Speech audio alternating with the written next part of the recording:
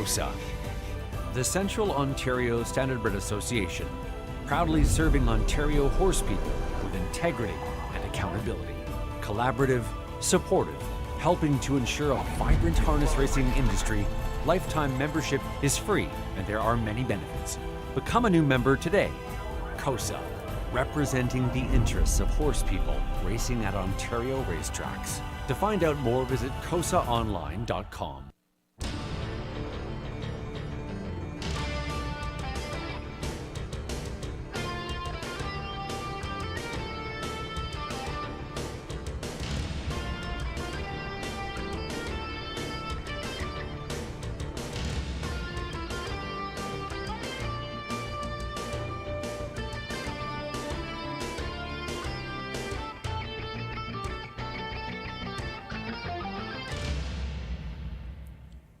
Hey, good evening, everyone. Welcome back to a Tuesday evening for live harness racing at the Raceway at Western Fair District, London, Ontario.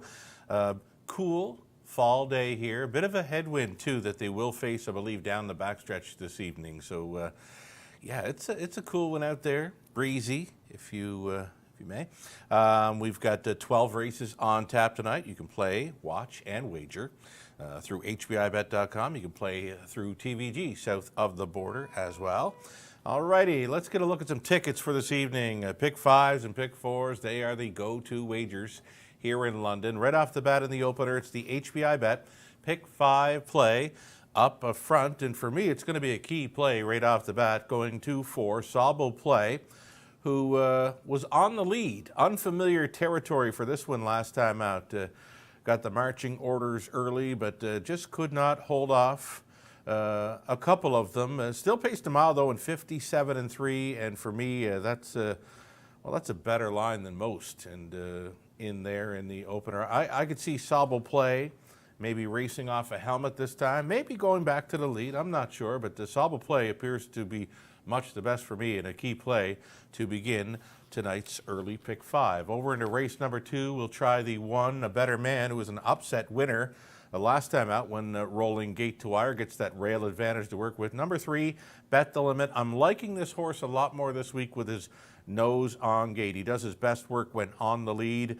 He just missed 2 back in a quick mile of 56-2. So Scott Ray reuniting here with Bet the Limit. I could see him in play early in that one. We're 4 deep in the third. We're 5 deep in race number 4, a seniors pace event.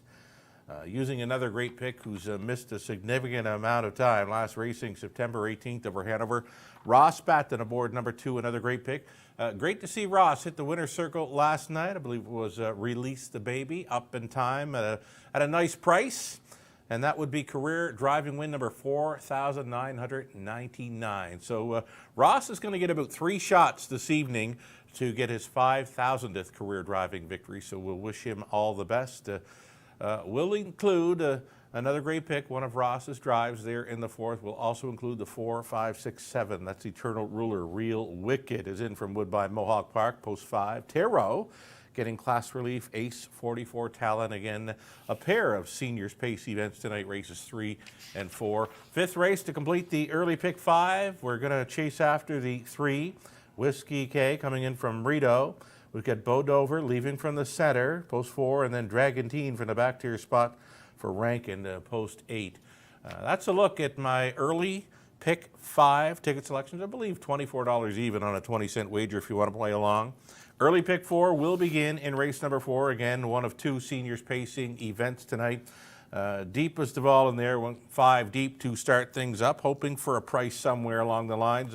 Stay with the 3, 4, and 8 in the 5th. Over into race number 6.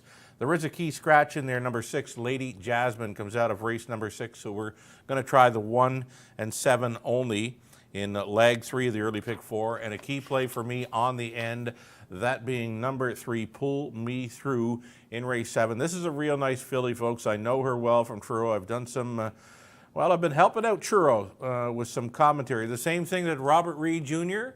Does for us in London here on Tuesday night. It's what I do for Sunday afternoons at Truro Raceway. So again, I know this mare coming in from the Maritimes really, really well. She could be much the best there in race 7. Pull Me Through was racing for the Baxter family down around Nova Scotia. Switches to the Beelan barn, and Scott Ray will be driving. Again, a very nice filly. She won by 13 last time out in 58-2. She's second best before that in 57-2, and there's nothing at all in race 7 showing that kind of speed. Pull Me Through, a key play for all multi-leg wagers this evening in London. Race 6. Let's look at race 6, the start of a late pick 5.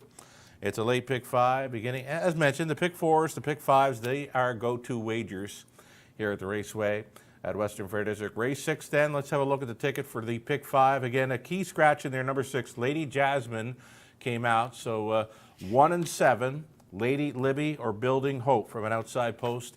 Key up that 3, Pull Me Through in race 7. There's not a whole lot to look at beyond her in there, I'm thinking. Over into race 8, it's the 4. JKR, Like Tell, or Quick Tour. Quick Tour. Road trouble there last time at the beginning, and still managed a decent effort to finish 4th and then place 3rd. And over to race number 9, the 3, Outlaw Grabbing Gears, finally getting his nose back on gate, finally getting Paul Davies back in the bike. So look for Outlaw Grabbing Gears to maybe turn things around.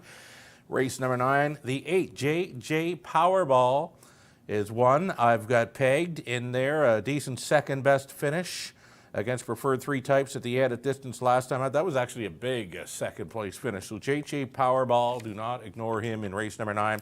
If we make it to race 10, we're going to hit with that all button. Nothing jumps off the page for me in race 10, so an all button it is. The late pick 4 gets underway in race number 9 tonight. Another $7,500 guaranteed pool, another low take. And again in race number 9, loving the chances for Outlaw Grabbing Gears. My plan B would be number 8, JJ Powerball. Race 10, hope for a price with that all button. Race 11, number 1, Terramanue. Kelly going back on with a rail advantage. Number 5, Seymour Little appears to be getting some class relief in there. He faces a softer bunch of $7,000 claimers. Over to race number 12, we're going to try the inside 2, A Black Diamond. Jogged the last time. Number 2, Let's Roar, an early speed threat for Hahn. 1 and 2 on the end of a late pick 4 in London. Let's have a look at some best bets now. Bringing in the best bets. These are guest handicappers on this evening's card. My bad. Let's do Ontario Racing. For race 1, should have brought the water along. Sauble play from post 4, 2-1 in the morning line. Meeting easier tonight, says Ontario Racing, and he can start up the pick 5. For me, it's that filly coming in from Truro Raceway. That is Nova Scotia's half-mile harness racing action. I know this filly well, and she appears to be much the best in there. This is a really nice filly. Pull Me Through, a key play for all multi-leg wagers. The early pick 4, the late pick 5. More best bets continue. For the later portion of this Tuesday evening card, Robert Reed Jr. with us this evening. He's going to chase after Quick Tour in race number 8.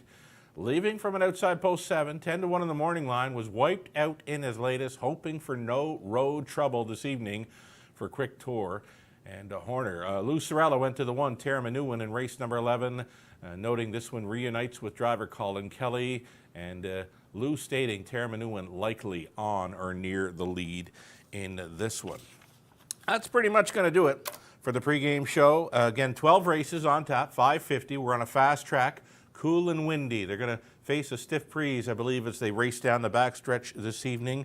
Changes are coming up next. Then we're going to bring in Robert Reed Jr. for his commentary, his ticket ideas, and race selections. Always a hit here on our Tuesday evenings in London. Best of luck when playing the Raceway tonight.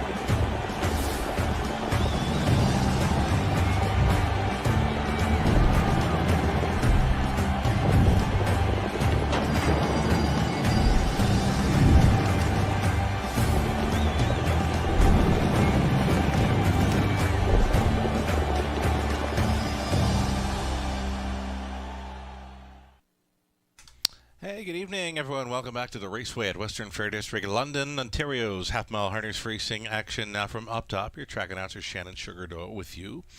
Setting up the action. Weather conditions currently 3 Celsius. That's 37 Fahrenheit. There's a cool breeze in the air. The wind appears to be dying down a bit, though. They're not going to face such a strong headwind as they race down the backstretch this evening. Fast and dry conditions, though cool, here in the Forest City of Ontario. Program changes coming right up. Stand by. Race 1 of 12. No changes in the opening leg of an HPI Bet Pick 5 play. I can tell you there was a single claim entered on 5, Hokey Dokey, in the opener. A single claim on 5 in the opener. Over to race number 2, the 5, Edam Sports Baby, switching to a blind bridle, and the Hopples get let out 1 inch. Third race.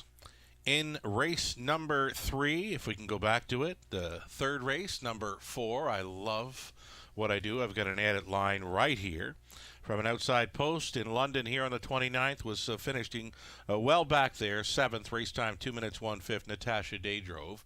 Number 5, Hidden Potential, switching to a blind bridle there in the senior space. Race 4, we'll follow it up with another seniors pace. There are no changes in there, no changes in the 5th as well. We'll skim on over to race number 6 then. In race 6, there is a key scratch. Number 6, Lady Jasmine, comes out, scratching 6. From race 6, that's the opening leg of a late pick 5 in London. Race 7, number 2, Stylish and Sporty, puts the blinkers on. Blinkers for 2 in race 7. 8th race is clear. Race number 9. Number 2, Mr. Mock Jimmy, make the driver Scott Ray. Scott Ray will be driving 2 in race 9. Number 3, Outlaw Grabbing Gear, switching things up. It's a blind bridle. Love that horse tonight. Number 5, Cranky's Boy. The trainer now becomes Diana McIntosh. Again, the trainer is now listed as a Diana McIntosh for number 5, Cranky's Boy, in race 9. Over into race number 10, the 4, Alley Flight. Goes to blinkers. And steel to aluminum shoes. Hopples getting let out 1.5 inches. But a few changes there for number 4, Alley Flight, in race 10. And in race 11, more added lines here. Black Vinny. Black Vinny started on October 31st over Leamington and went gate to wire in there and won in 1:59 and 2. Chris Johnston drove. Also, an added line for Seymour Little in race number 11. Actually, it was a judge's scratch there on October 30th. Judge's scratch for Seymour Little on October 30th at Flamborough. Race number 12, our finale. One more added line, and that would be coming your way. The 8 horse coming your way did start at Flamborough. On October 28th was a race winner from off the pace in 1:58 and 1. And that was after winning here in a big way in London, October 25th, so 3 days apart. Victories, and now coming your way, comes back to London to lead from post 8 in our High 5 finale. We've got you up to speed on changes thus far for tonight's card. As mentioned, race number 1, there was a single claim entered on the 5, Hokey Dokey. Race 1, we start up with a daily double, Exactor Try, Superfecta. And it's the early pick 5 brought to you by HPI Bet. And as always on our Tuesday evening programs, Robert Reed Jr. joins us for commentary, some ticket ideas, and racing selections as well. So it's been a busy week since the last Tuesday evening. Robert, if you're with us. I'm here, Sugar. Always great to be here on Tuesday nights. Right on. Breeders' Crown highlights. Now, for me, on the weekend, that big filly, Test of Faith, was the one that She kind of stuck out for me all weekend long. What a nice filly. Yeah, Test of Faith is just amazing, and another incredible performance. My man, Dave Miller had a big weekend in the Breeders' Crown, and excited to see that. And Perfect Sting, Perfect Sting was one that everyone thought had seconditis and can't win the big race this year. Well, he proved all the doubters wrong, that's for sure. You know what? I wasn't even going to mention Perfect Sting because I've been talking to friends today. Like, he's still number 7 in that poll, and he didn't make the poll last time out, and he's like the highest earner on the season and there every time. Perfect Sting for me. The poll I'm talking about up on Standard Rate Canada, I'm thinking he should be top 3 at least as the highest earner of any horse in North America this season. Definitely. I know, listen, I've got a lot of handicapping friends that are probably that horse's biggest critics, but you can't take it away from him. No. I mean, he's never missed the board, and he's either won or been second in so many big events. And he's had more seconds than wins, but man, oh man, did he ever blow Charlie May off the track. I mean, that was a huge performance. Oh, huge. And when he is finishing second, it's not like he's getting beat by open length. He fights every fight right to the finish. Yeah. Exactly. Yeah, he's tough as nails. And the one that really stood out for me was Ecurie D. Right. That trotter, I thought, went a huge mile. And I loved what he did in Lexington in his first start in North America. But obviously, sometimes you take it with a grain of salt at the Red Mile. And he went to the Meadowlands, on the biggest stage. And that was a pretty difficult trip. I mean, he ended up in a pretty tough spot and then still managed to get his way out into clearance. And boy, oh boy, did he ever turn the afterburners on. So Ecurie D was one of the big highlights for me. Of course, he was a real short price. He was my best bet. I took a little bit of flack. I'm actually going to go on a podcast later on tonight with Ray Cozzolo and some others. And he was actually not a believer in that horse. So I get to razz him a little bit tonight. You had him pegged as probably the most likely winner of the whole weekend, right? And he would be a short price. But, one thing I did notice, Robert, throughout the weekend, some short price winners, but some big value underneath that produced some real nice, tries and superfectas. Yeah, there was quite a few of them, and when you see a horse that wins at under 3 to 5, and they hang up a try almost $1,000, it's a pretty good opportunity if you like that favorite. And there was a couple long bombers that I had him behind, and listen, the Breeders' Crown is always just such a great weekend of racing. It's a great spectacle, and I already can't wait to see how it all plays out for next year. Right on, I agree. So. Wonderful there. And, I tuned in for a race late last night at Mohawk. That Hey Livy, what a nice trotter, when she's on the lead. Yeah, how did she pay $7? I don't get it at all. That was crazy, man. I was just dumbfounded by that. In fact, I actually was working on something else, and I just tuned in for the stretch drive, and I thought it was a mistake. I actually texted my dad to say, this horse can't be 5 to 2. Right. And then he told me, no, she's 5 to 2. And I guess the price floated up late, but I didn't get it because to me, Hey Livy is such a force, at Mohawk Park and beyond. I mean, she's always been such a nice trotter. And, when she gets to her home track, she really turns that up to a different level. She won the Armbro Flight last season and, has won the Preferred many times before. So I'm not sure why she didn't get respected more, especially in a 4-horse field. But I think she won't be off that price next time. You'll not see 5 to 2 on Hey Livy next time out. Okay, so great there on great touch on Hey Livy. Trevor Henry, congratulations.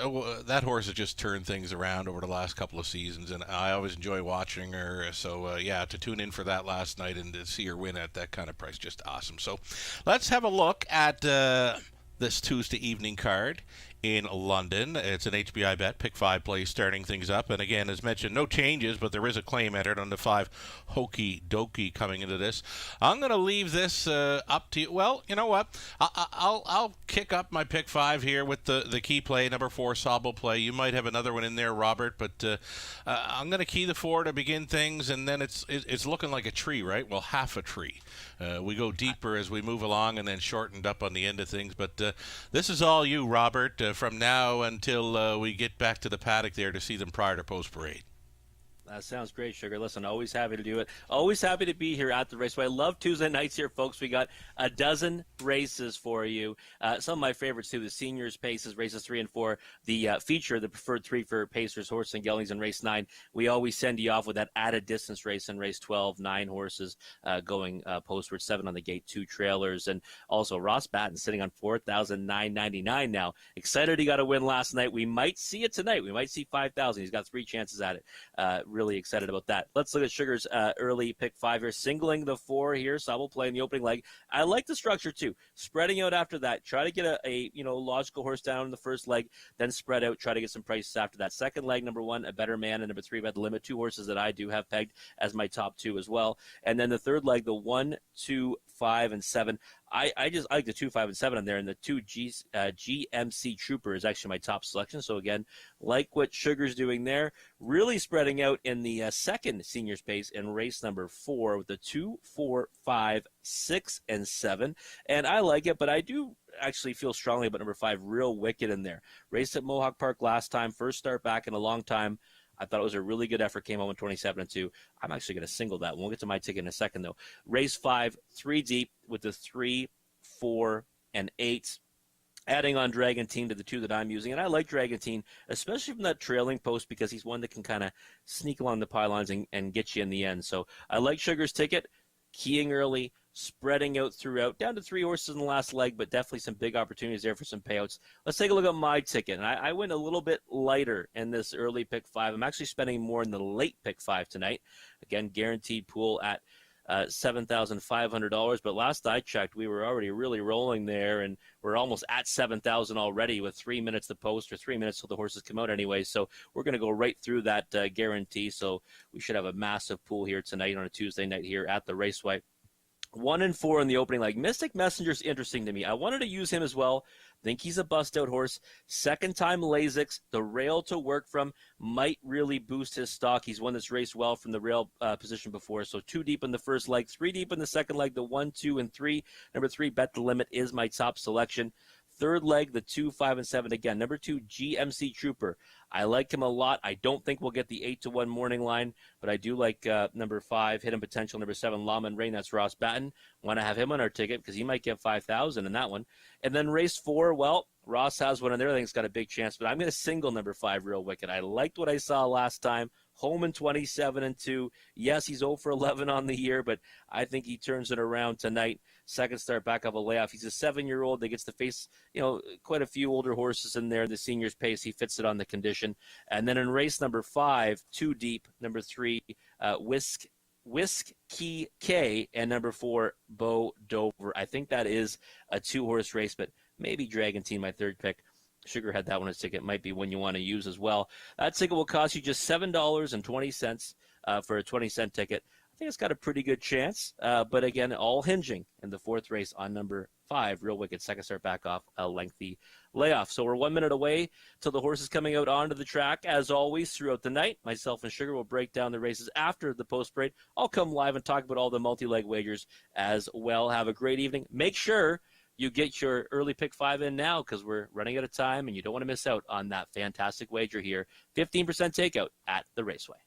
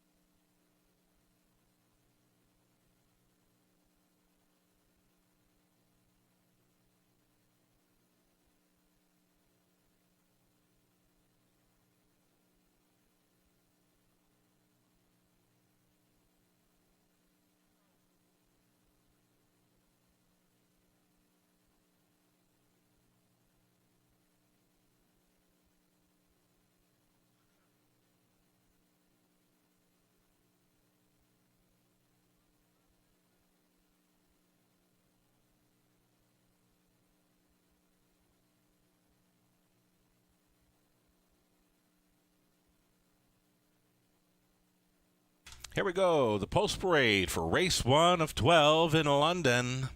It's a group of $7,000 claimers on the pace to begin tonight's HBI Bet Pick 5. Play number 1, Mystic Messenger. Second time Lasix here for owner-trainer Mike Sumner. Nick Stewart stays on. From post 2, it'll be Deb's New Man, owned by Bill Durkin and Dylan Jackson. Larry Fitzsimmons training. Ryan DeRoche in the bike. Number 3, West Ridge Warrior, owned by Nicole Davies. Paul Davies, training and driving. Welcome back to London, Paul Davies. Number 4, it'll be Sobel Play. Austin Sori is going back on board for the owner-trainer Lindsay Kerr. 3 to 5 currently here for Sobel Play. Here's the 5, Hokey Dokey, with a single claim entered for MT Stables Ontario Inc., trained by Hank Lilly, Brett MacDonald. Ian Hyatt, along with Bill Dodge, share the ownership on 6, Stonebridge Better. Ian training, James Koch on board. Number 7, Timidabayama, Tyler Borth for the owners, Tom and Jordan Ham. Tom trains. Tyler Borth coming off a driving triple here last night in London. And from post 8, that's a trailing spot here. George Robinson owning and training, 8, Keaton, Garrett Rooney to do the driving. Again, we go 7 starters on gate, plus a trailer, a daily double, exactor try, superfecta plus. The HBI Bet Pick 5 play opens up a Tuesday evening at the Raceway at Western Fair District. We're going to pick up one that he kind of tossed his head on post parade, and now Austin Sori's just got the Sobel Play on the infield there to mind his manners. We can go back to him. Nothing wrong with this at all. This is just a horse that is maybe getting a little bit hot prior to race number 1. We're going to be looking for number 4, who's actually in the infield, folks. Top selection for Robert Reed Jr. Let's go to the 4. On the infield, production, please.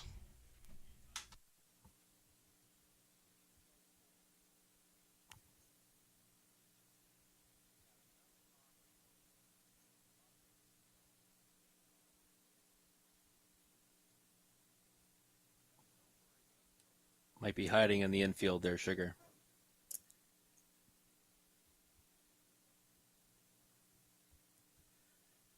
So again, number 4, Sobel Play, top selection for our horse players right now at 3 to 5. And again, he's just on the infield. Austin Sori's got this one remaining calm because I did notice him toss his head and roll off stride on post parade. So let's talk him up. Robert Reed Jr., he's getting the scenic route to the starting gate here in the first. Yeah, I never mind that. I mean, these drivers certainly know these horses, and Austin Sori has driven this one before, so I think he just wants to keep him quiet. We were both surprised last time that this horse showed speed off the gate. He's never shown it before. Right. And he had the pole position, 27-2, though. That's not just speed that's created from having the rail. That's much more than that. So I was impressed that he left out last time. Not sure what the game plan is going to be tonight. I think he's a horse that probably races a bit better off the helmet, but who knows? I do think he stands out in here. He is my top selection. And your single, Sugar, I can't blame you for it. And 4 to 5 on the board right now, not a tremendous amount of value for a win ticket, but I like what you did with your pick 5, singling him and spreading out everywhere else. We're going to try to get him home. Austin's going to try to get him home for Lindsay Kerr. And again, surprise to everyone, basically, except for Austin last time, seeing this one on the lead. Number 1, Mystic Messenger. Your second choice in here. You did include this one in the opening leg of the pick 5. Second time Lasix, always an angle for me, but just not enough on the end of his latest. That's why I looked elsewhere. Yeah, and that's, for me, it's interesting. If he didn't have, the second time Lasix angle here, I'd probably just discount him. Now, he's been on Lasix before in his career. Last season, actually, he was on it. He came off it for quite a few starts, though. So I'm just hoping he finds more tonight. The pole position to work from, and he's a horse I noticed at Grand River. He came up with some really big performances in spots like this. So it's more of an angle that I've seen it before with Mystic Messenger, where he gets an inside post like he has tonight. tonight. He leaves out of there. Maybe it's a two-hole like he did last time, and this time he doesn't let go. Maybe he comes forward in the stretch. So just a bit of a price play. 8-1 on the board I think is about the right number. He'd be a huge knockout, though, in the pick 5. So I did utilize him as well, but I do recognize Sobel plays the one to beat. Okay, using underneath then in the tries and supers, and number 2, Deb's New Man, certainly offering a price at 20-1. I like the inside post angle here. Yeah, I don't understand the horse's price right now at 22-1. I mean, I think that really Deb's New Man 0 for 26. Yeah, sure, I can certainly say maybe not a win candidate, but 10 times in that top 3 out of 26 starts in the season. So I think Deb's New Man's a horse that just hides along the pylons tonight and then looks for some daylight late in the mile to get a piece of it somewhere underneath, maybe in the bottom end of the Super or the Trifecta. One that is always in the hunt here in London at this price, Stonebridge Better. Now I looked at this one out in his warm up. The horse was having fun on the gallop during a brief warm-up there, and I always loved it when jogging my horses prior to race. I'd let them gallop if they want to, because they're having fun. Yeah, absolutely. If they're feeling good about themselves, they might go out there and show it during the race as well. And Stonebridge Better is interesting because I think he might be a win candidate in here depending on the actual trip. He probably needs a favorable trip to get there, but one that's been consistent racing against these types. So, 9-2 on the board. I couldn't fault anyone for taking a shot on that, but more of an underneath play for me. All right. Well up and over $11,000 will be in this Pick 5 pool sponsored by HBI Bet. The gate is moving.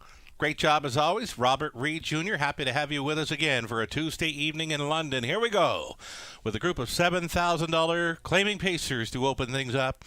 Mystic Messenger, Deb's New Man, Westridge Warrior, Sobel Plays in the center, then Hokey Dokey, Stonebridge Better, Tamidabayama, Keaton in the back tier spot. They're at 16th out. Here they come.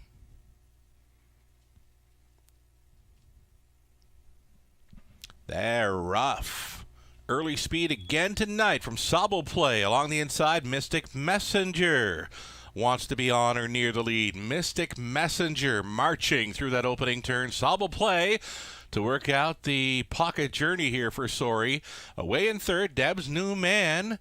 They're going to roll here to the quarter mile. Austin was peeking to the outside briefly, and that had Mystic Messenger driving on. This is going to be a quick quarter, folks.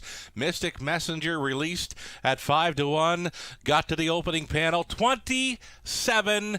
Sobel Play riding the Stewart helmet there in second. Deb's New Man follows up the speed from third. Fourth best is Old Keaton. The gray Westridge Warrior looks at it from fifth. The peak to the outside at sixth for Hokey Dokey. Then it's back to Tamidabayama. Stonebridge Better would have to come from last. It begins to shape up to be 4 in and 4 out by this half mile. Mystic Messenger taking on all comers thus far. Put up the half in 58, so 30-3. Rating through the second frame, Mystic Messenger on the lead. Sobel Play right on the bit there in second. Old Keaton to grit grind his way into third. Deb's New Man still up there in the top 4. A second over toe up in fifth for Hokey Dokey. Widest of all went to Tamidabayama, though is not gaining, and it's a buried 6th or 5th for Westridge Warrior. Pulling pocket. There goes the favorite, Sobel Play. Sobel Play, a neck in front. Mystic Messenger will fight on. Deb's New Man still up there in the top 3 at a big price. The gray Westridge Warrior sticking around and coming from way back. Tamidabayama shaping up to be a close finish here after 3 quarters and 128 flat. Mystic Messenger coming back. Sobel Play, I don't think so. Deb's New Man, Westridge Warrior feels like passing horses tonight. Westridge Warrior. Oh, and Davies in the winner's circle here at 11-1. Tight for second. Mystic Messenger, Sobel Play, Deb's New Man, all in the place photo. It looked like Westridge Warrior getting there in a race 1 upset.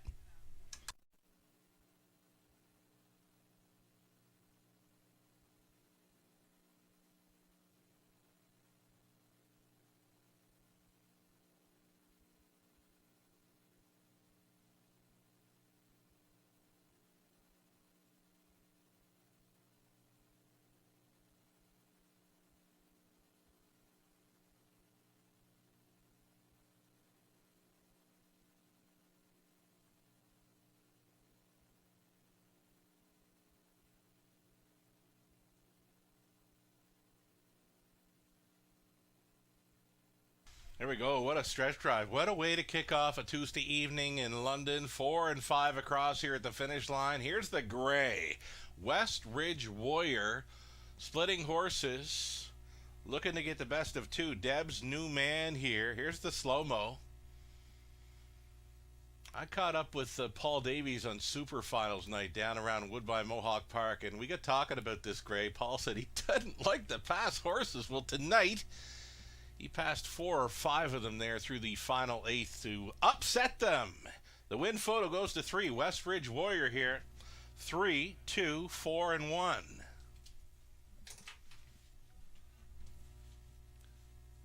It's been a while.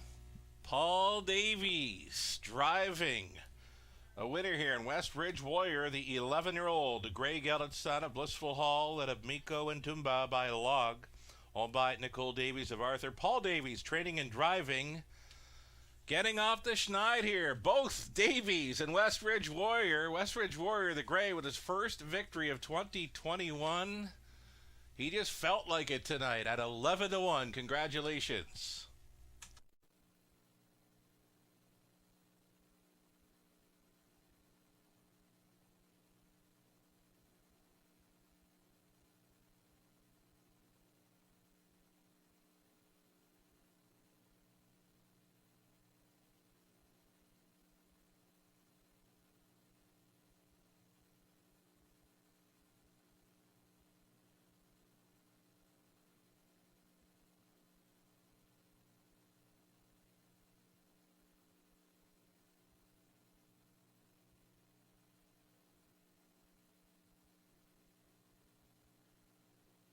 All right, so an upset winner here in the opener. West Ridge Warrior, the 3 at 11-1, starting things up. He will start a $17,000 plus pick 5. $17,000 plus in the pool. He paid $24.30 on the nose. Paid a nice combination right across the board. The exactor 3 and 2, returning $290.70. The dollar try for $509.40. The super for a buck came back at $993.60. A 20 center worth $198.72. The rundown: Mystic Messenger was 4. Deb's new man, second best. West Ridge Warrior, a winner. Sobble Play was 3rd. Hokey Dokey 7th and was claimed. Stonebridge Better was 5th. Tamidabayama 6th. Keaton was 8th. Fractions 27 and 2. 58. 128.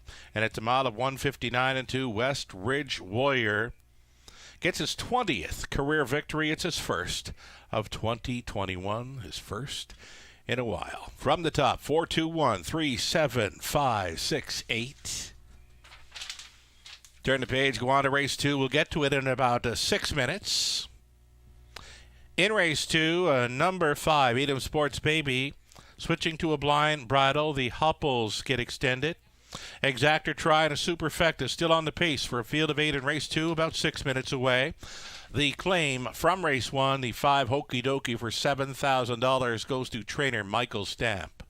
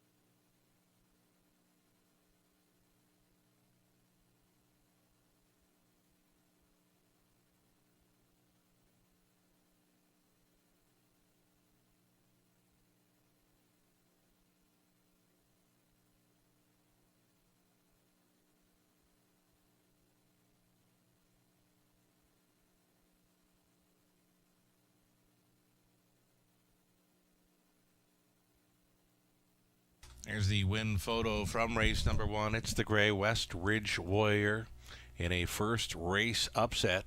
11-1 winner, starts up a pick 5 pool. Valued, the pick 5 pool, $17,000 plus. Best of luck the rest of the way if you happen to peg West Ridge Warrior.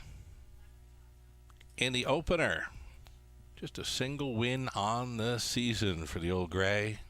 Great to see Paul Davies back in action. We'll see him later on with Outlaw Grabbing Gears, who finally gets his nose on gate. Outlaw Grabbing Gears later on in the program got him circled up in race number 9, the preferred 3 event. So we'll look forward to that. And again, there's the claiming action from the opener. Hokey Dokey for $7,000 goes to trainer Michael Stamp. 2 minutes away from the second.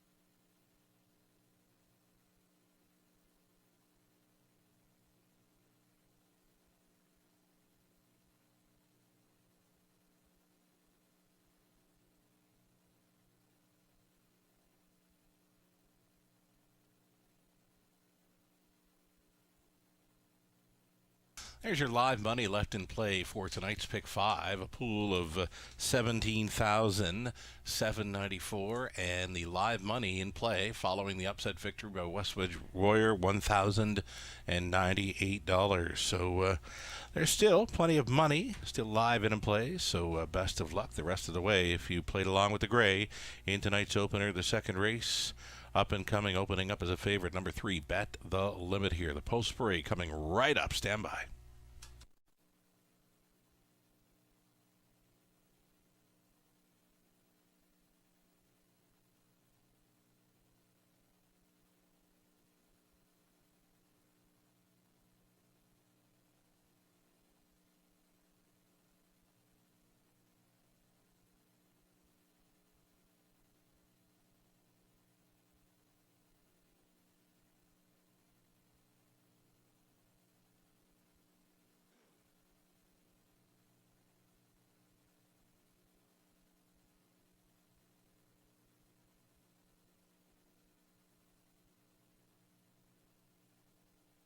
Here we go, stepping out on Post Parade. Group of Pacers, $15,000 claiming tags for the non-winners of $50,000 lifetime. Number 1, it's a Better Man trying to double up here for Jamaxpo Racing Stable, LLC. Mark Winnicott training, Travis Henry on board.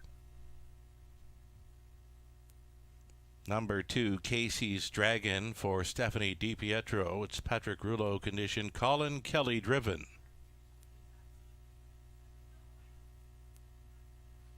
Number 3, Bet the Limit off the claim.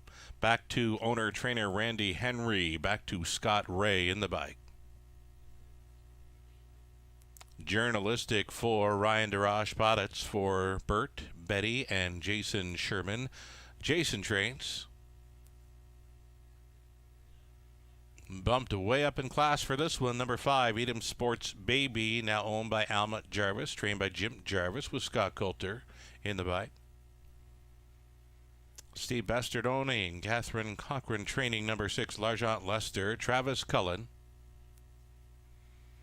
Outside chance tonight for 7, Captain Ray, Austin Sorey for Lindsay Kerr, Dave Dighton, Michaela Romano, Lindsay training. And a trail out, number 8 is Della's Boy, Rob Shepard for Limco Inc. The trainer is Vic Putty. Della's Boy, back from Brito. Those are your 8 pacers then for an exactor try in the Superfecta.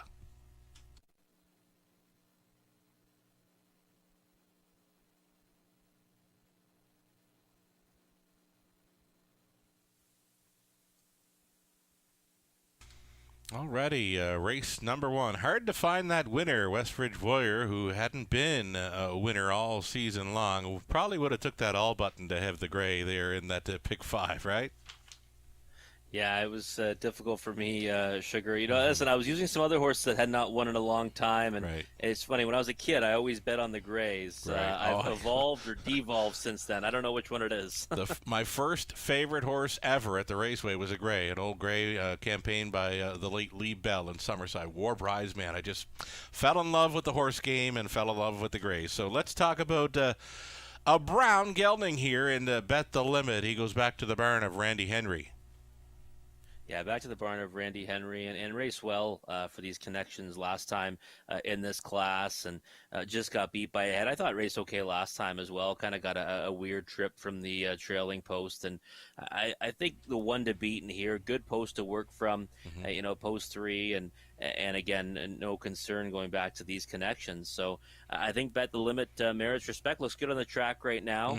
I don't think it's a cakewalk of a race for him, that's for sure. There's some pretty good challengers in here, but I think he is the worthy and deserving favorite. I think he's kind of one-dimensional, though. He looks much better when he's on the lead. I thought he had horse sitting in with him there, but, it just didn't. He didn't have an answer for the field in there. He just didn't like the trip at all, and he did work out a pretty good trip from that trailing spot. But for me, he does his best work on the lead.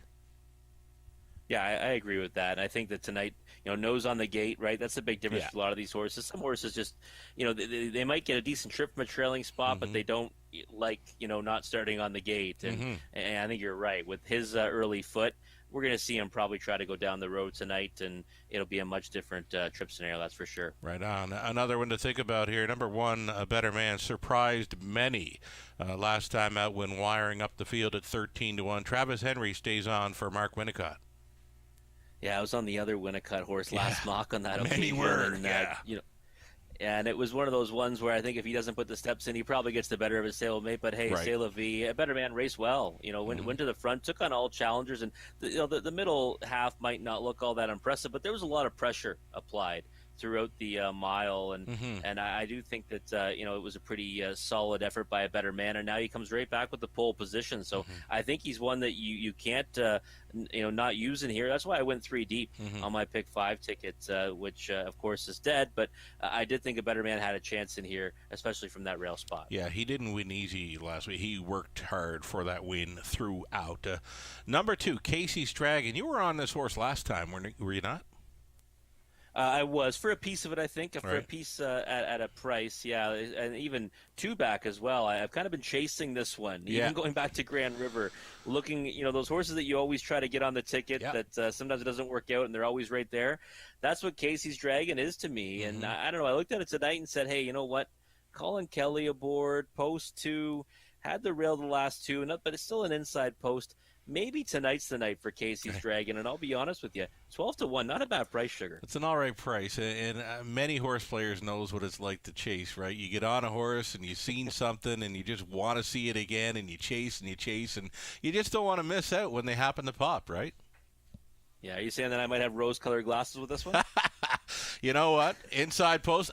I was kind of snickering when you were going after Dev's New Man in the opener, and that horse just missed at 19-1, so there. Yeah, sometimes it works out, sometimes it doesn't, right? Okay, from the trailing spot, Della's Boy. Putty's with us tonight with a few that are shipping in from Rito. Yeah, Delos Boy, again, one that, you got the trailing post to work from and you got speed in front of him. And whenever you have speed in front of a horse from the trailing post and one that has some early foot back there, while there are trailing, might be able to get away well and sit a favorable trip and then get a piece of it. I think 21-1 is an overlay right now on Delos Boy. Here's the thing: 13-1 winner last week. A Better Man bet off the board tonight, 9-5. Those are ones that I kind of like to ignore. It's tough for a long shot winner one week to come back and win as a favorite.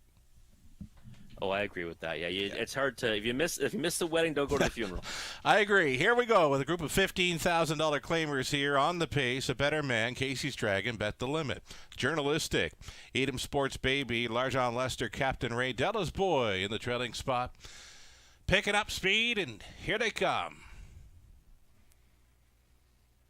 They're off. Three of them will vie for the lead. A Better Man, Bet the Limit, Captain Ray. Captain Ray farthest out for Sorry, and he's sending another one into that opening turn in London. Though A Better Man, he took on all comers last week. May try the same tactic again tonight. A Better Man using that rail to his advantage. Captain Ray up and after him here as they roll quickly to the quarter mile. Bet the Limit right there with them in third. Captain Ray did come on to grab control, but it appears to be give, and it is a go. A Better Man is going back to the top here at 5-2. They opened it up in 27-4. A Better Man back on the lead here. Second best, Captain Ray, Bet the Limit on the bit in third. Thinking about it fourth, Casey's Dragon trying to force the hand of Bet the Limit. Bet the Limit is first to sacrifice here. Casey's Dragon to follow up on the cover. Journalistic stayed in, trying to catch up to cover on the outside as Delos Boy. Next to last was Edom Sports Baby. Largent Lester is trailing a 58-second flat half-miler, so 30-1 through the second frame. Chased along to go on in here. That is A Better Man with 3/8 left to go. He's got Bet the Limit right up to the saddle cloth now. Captain Ray is a handful in the pocket third. Fourth and wide, Casey's Dragon, a buried fifth for Journalistic. Out there in sixth was a Delos Boy. Then we go back to Edom Sports Baby in the trailer, though not out of it by any means. Largent Lester, 127 and 2 3/4. They're going to fan three across into the final turn. A Better Man still selling it, and now it's a new customer in Casey's Dragon. Casey's Dragon took some late money here, actually dropped a 3-1 at post time, and he's going to try to shove ahead in front. Though A Better Man is finding more. He's digging down deep again this week. Casey's Dragon, though, on the outside. A Better Man, Casey's Dragon. A Better Man wins by a head, and tight for second. Captain Ray was up the inside against Casey's Dragon in that place photo, and maybe Journalistic here at 12-1 in to round out the superfecta. No doubt about that winner. A Better Man makes it 2 in a row here in London.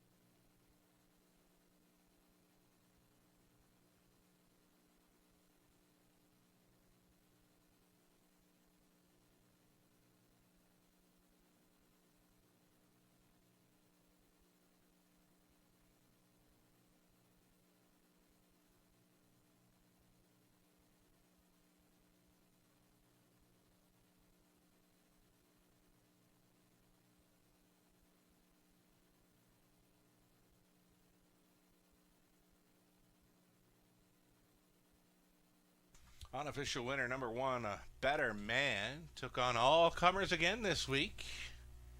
Doubles up tonight. The price is 5-2.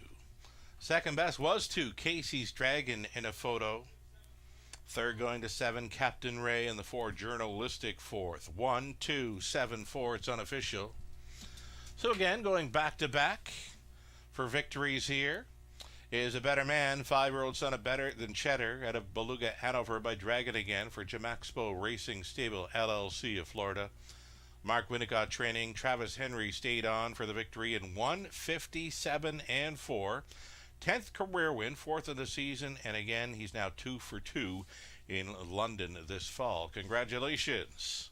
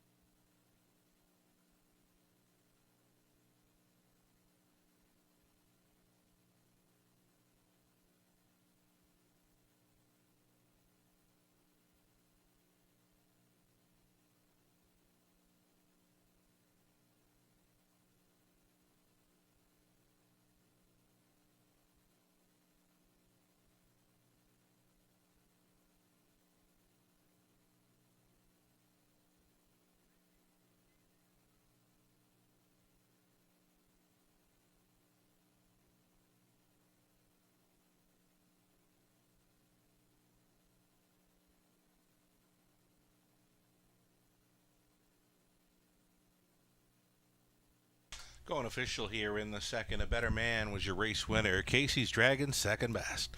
Bet the Limit was fifth. Journalistic fourth. Edam Sports Baby, seventh. Larjon Lester, sixth. Captain Ray, third. Dallas Boy finished eighth. 27-4, 58. 127-2, and a mile of 157-4 has A Better Man in the winner's circle for two in a row. From the top, a 1, 2, 5, 4, 7, 6, 3, and 8. $7 even on a win ticket. Exactor worth a $28.70 try. 49.35. Super for a buck. 309.20. The 20 center worth 61.84. And tonight's early daily double, a combination of 3 and 1. Westridge Warrior onto A Better Man, 138.20. That's all right. Third race up and coming. One of two seniors pacing events. Exactor try and a superfecta. All 7 noses on gate.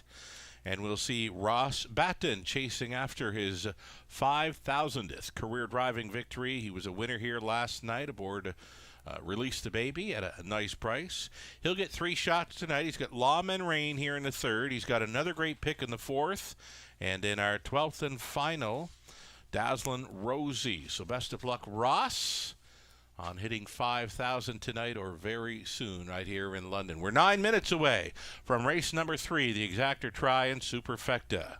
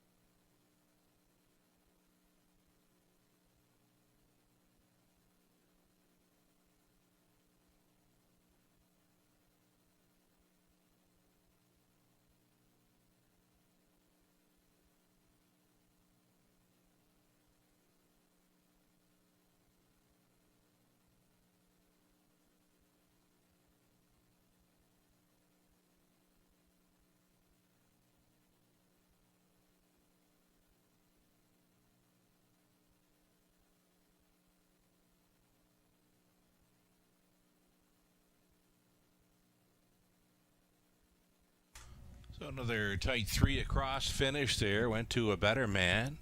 Better Man holding on over Casey's Dragon. A room at the inside there for Captain Ray. Late in the mile, just a little bit too late. Third race, up and coming. One of two seniors pacing events for the 11-year-olds and upward. There's a condition as well to allow for some younger horses. A 7-horse field in the third and 7 on gate as well for the fourth. Both seniors pace events tonight in London, 6 minutes away from race number 3. Current fave, surprisingly, number 4. I love what I do here at the 9 to 5.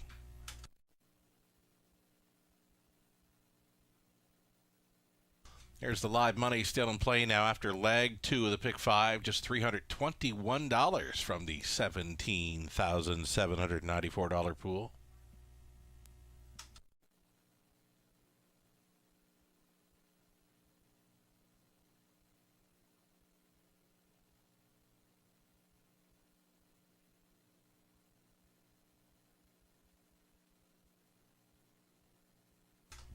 And as always, we'll welcome our guest cappers, Lou Sorella, always a regular here. The hashtag Lunos, Robert Reed Jr. joined us for our Tuesday night broadcast. Ontario Racing Indigo with selections as well. We thank those and others who have helped out with capping. Tony Elliott, Eric Ace, Howard the Lock on Mondays. 4 minutes away from race number 3.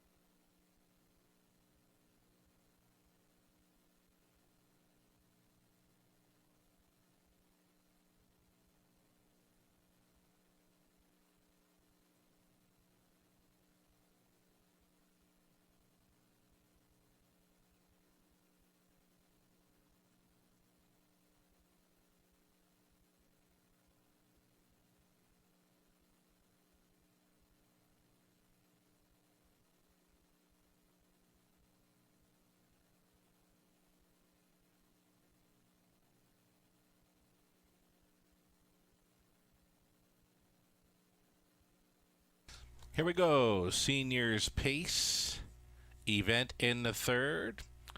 There's a condition on it as well. Allows for another horse or two to move in. Number 1, Blake's Boy. Blake's Boy for Brad Allen Farms, Inc. and Kendo Ron training. Scott Ray is driving. GMC Trooper from Post 2. Mark St. Louis Jr. goes back on board. It's been a while. George Large owning and training. Steve and Laura Roberts share the ownership on 3, Old Friends Kentucky with Ribsy training. Brett McDonald gets the call. Chris Yake owning, John Yake training 4, I Love What I Do, Colin Kelly. Hidden Potential's the current favorite here at a post 5 for VMB Stable. The trainer's John Pentland. Todd Aborth off the triple last evening. He's on board. Hidden Potential. Kinnebrew Mac, the 6, Scott Coulter driving for owner-trainer Debbie O'Brien Moran.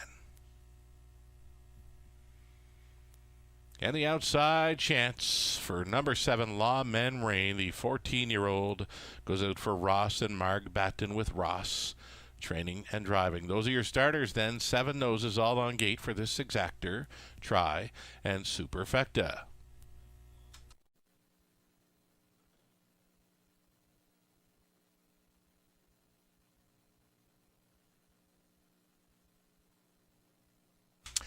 All righty, we go back to Robert Reed Jr., and we're looking at his top selection here, number 2, GMC Trooper. Now, earlier this evening, Robert, you mentioned you likely won't get the 8-1 morning line. Right now, he's 4-1, and rightly so, hey? Yeah, I think so. I think it might even dip lower than that come post time. You know, one of the horses that gets in based on the added conditions. So a 7-year-old, and maybe this season, 0 for 11, you might say, well, leaves a little to be desired, but Mark St. Louis had a lot of success with this one in the past. 16 drives, 5 wins, 2 seconds, 2 thirds. Looks real sharp in the track right now. Kind of shaking him up there right now. Hey, he's kind of, he's letting him know he's aboard. I think so. Yeah. I think so. Yeah, I think that we're going to see a much bigger effort from GMC Trooper tonight. Nice post to work from, and 5-2, price is plummeting. I was hoping for like 3-1, but we'll see if we get it. You know what? I just watched him go to from 4-1 to 5-2, and I'm thinking he's probably going to go to 9-5. Just the way he just looks right there. He looks like he's sitting on one. Winless this season, though, right? Yeah, listen, it's hard to bet a horse is winless over the season, but you kind of look over the course of this year for him, and this just looks like a really good spot. And again, getting reunited with someone who knows him well and has got him to the winner's circle for 5 of his victories, I think that's something you have to take notice of. I know this horse is very tough in the lead. I know he can just keep on coming forever, too, on the outside. One of the biggest wins I've ever seen this horse get the job done. And it was in the National Drivers' Championship a few years ago over Grand River Raceway. Kelly Hort laid him on the outside. He just kept coming and coming and coming. That's the type of horse he is when he wants to bring his A game. Yeah, exactly. That was a big question, though, right? He has not had that A game, and his efforts have been underwhelming, right? So we do need to see a turnaround. Even though it might be a good spot for him, we've got to see a better version of. Look at that now, 2-1. We keep talking about it. The price keeps dropping. You know what? When you're winless all season, there's been nothing but B's and C games all season long. So here we go. We're going to talk about number 7, La Men Rain, Ross Batten, sitting at 4,999. And you know what? What a story it would be for him to get the 5,000th on a horse like La Men Rain, who's campaigned forever, the 14-year-old in a senior's pace. This is the one I want to see him win with tonight. Yeah, you know what?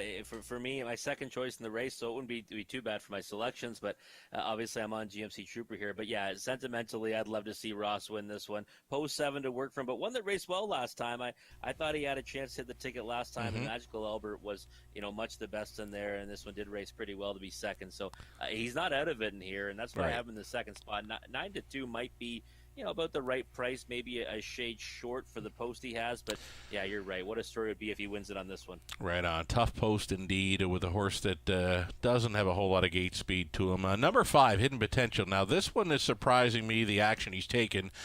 because he's been away for some time. Like, he's missed all of September. He's missed all of October.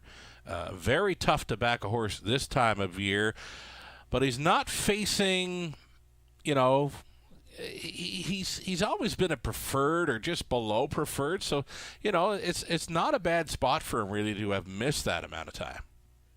No, it's not. And that's actually, I thought he'd probably take this kind of support. I thought he might be the favorite. I know that the time away is scary, but look at the killers he's been facing. Ideal Perception, Twilight Zone. Right. Even Jules Dragon was just a winner last night in a pretty decent claiming event at Mohawk Park. Exit Smiling. I mean, these are all preferred types right. and around that class. So I think Hidden Potential has the class edge over this field. Mm-hmm. Like you said, the question is off of Vet Scratch Lame. Mm-hmm. Can you take 2-1? It's pretty tough to do, especially one that has not been in the box since August the 29th. So again, class, he deserves the respect. I'm not so sure off the form, though. Anything closely related to his back class, and he'll be there. And Todd Morse got hot hands, right, driving triple last night. Number 4, I Love What I Do, actually opened as the favorite, and that one surprised me when he's at 9-5, and now he's up to 7-2, but still, to me, that horse is overbet, not really showing much coming in.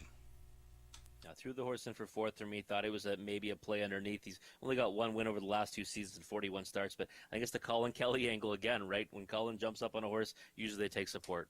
Right. When the drivers get hot here in London, they usually keep on going. Tyler Borth is hot right now. So too is Colin Kelly. Lining up for a senior's pace, Blake's Boy, GMC Trooper, Old Friends Kentucky, I Love What I Do, Hidden Potential, Kinnebromac, Lawman Rain from the outside gate. Those are your 7. 8 of them all out. They're picking up speed. Here they come. A senior's pace for race 3 in London, and it starts right now. They're off. GMC Trooper roused up in the early going. Next door, Old Friends Kentucky will find a seat up close. Hidden Potential was leaving on it there, though, using the inside lane to show 3rd. That is Blake's Boy bending through that opening turn and onto the straightaway now. GMC Trooper, been a long time since this one's been cutting one out in Ontario. GMC Trooper for St. Louis on the lead. Old Friends Kentucky, one of the longest shots on the board, will get a 2-hole ride, and they're not going much. It appeared they weren't going much. 28-4, deceiving. It looked more like 30 flat from where I'm standing. It's GMC Trooper on top with Old Friends Kentucky. Now, here comes Hidden Potential going first up for Borth, providing cover 2. I Love What I Do. Getting shuffled here will be Blake's Boy. Lawman Rain will be put in play, likely to be 3rd over into the flow and on the go. And trailing the field was Kinnebromac, and it's a lap to go for GMC Trooper. 59-1, 30-2. Rolled out to second quarter. Hidden Potential now to the wheel of the leader. Old Friends Kentucky continues to plug along there in 3rd. 4th and wide. I Love What I Do. A buried 5th for Blake's Boy. Lawman Rain not far off. He's only 4 lengths from the leader, and still trailing was Kinnebromac down the backside. A second and final time. I Love What I Do. Circling up 3 deep for Kelly and went right on by. He was 4th, and now he's leading with a quarter mile left to go. 128-4 for 3 quarters. I Love What I Do. GMC Trooper had no answer for the new leader. Battling on for 3rd. Lawman Rain against a Hidden Potential. I Love What I Do. Got the jump on them, and whoa, did he take some late action. 8-5. Post-time favorite here. I Love What I Do. Has turned it on. Has got it by 4, and he'll try for more in the end. I Love What I Do. Kelly for the Yakes on top to win by 5. A real battle for the deuce. Lawman Rain was against Kinnebromac, who was getting home nicely from last. GMC Trooper was sticking around for the place photo. 158-2.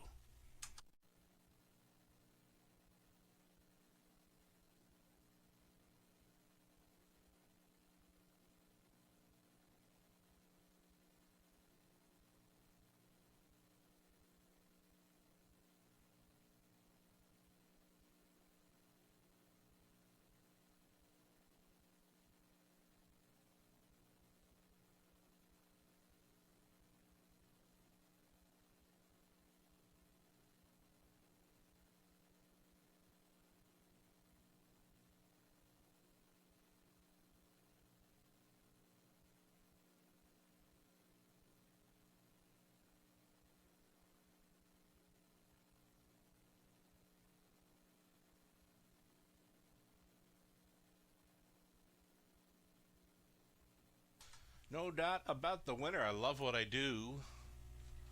Romped away from them in there. In a place photo, number 7, Lawman Rain is second over 2. GMC Trooper, the 6, Kinneh Bromack, fourth.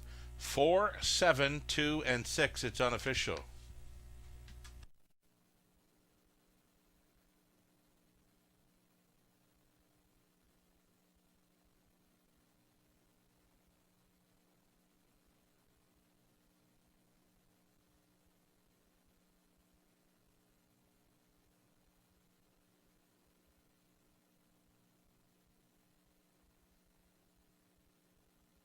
Turning things around tonight. I love what I do. Goes away as the 8-5 favorite. And romps to victory here. The 8-year-old son of No Pan Intended out of Gussie's Girl with a Ponderosa for the owner Chris Yake of Dresden. John Yake conditions. Colin Kelly on board for the victory. A going away winner in 158-2. Another one coming off to Schneid here for his first victory of 2021. Congratulations.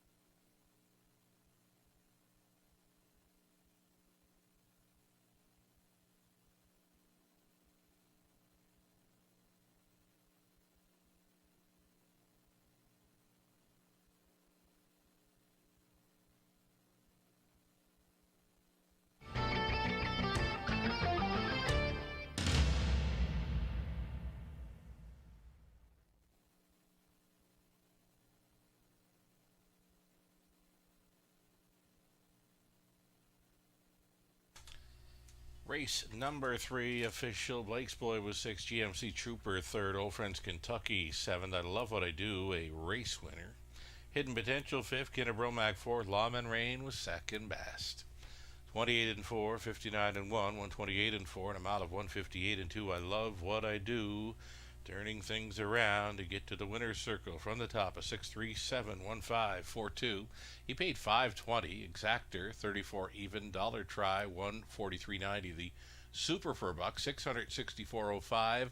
20 center comes in at 132.81. Turn the page. 4th race up next. No significant changes there for an Exactor Try Superfecta. The start of an early pick 4. 2 Seniors Pace events tonight. This is the second one coming up in race 4. Another field of 7, possibly a little more wide open than the third race. 9 minutes to think about. Your pick 4 plays here on race number 4.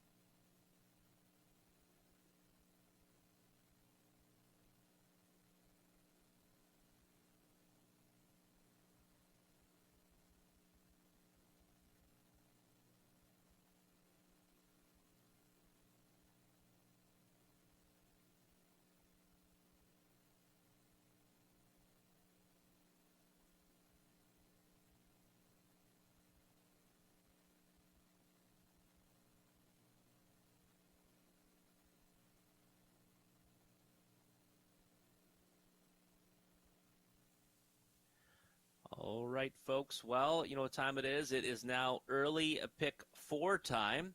Guaranteed pool at $7,500. Last I checked, we are just below $5,000. So it's going to go right past that guarantee. Should be a great pool here in the early pick 4. Been a great day of racing so far.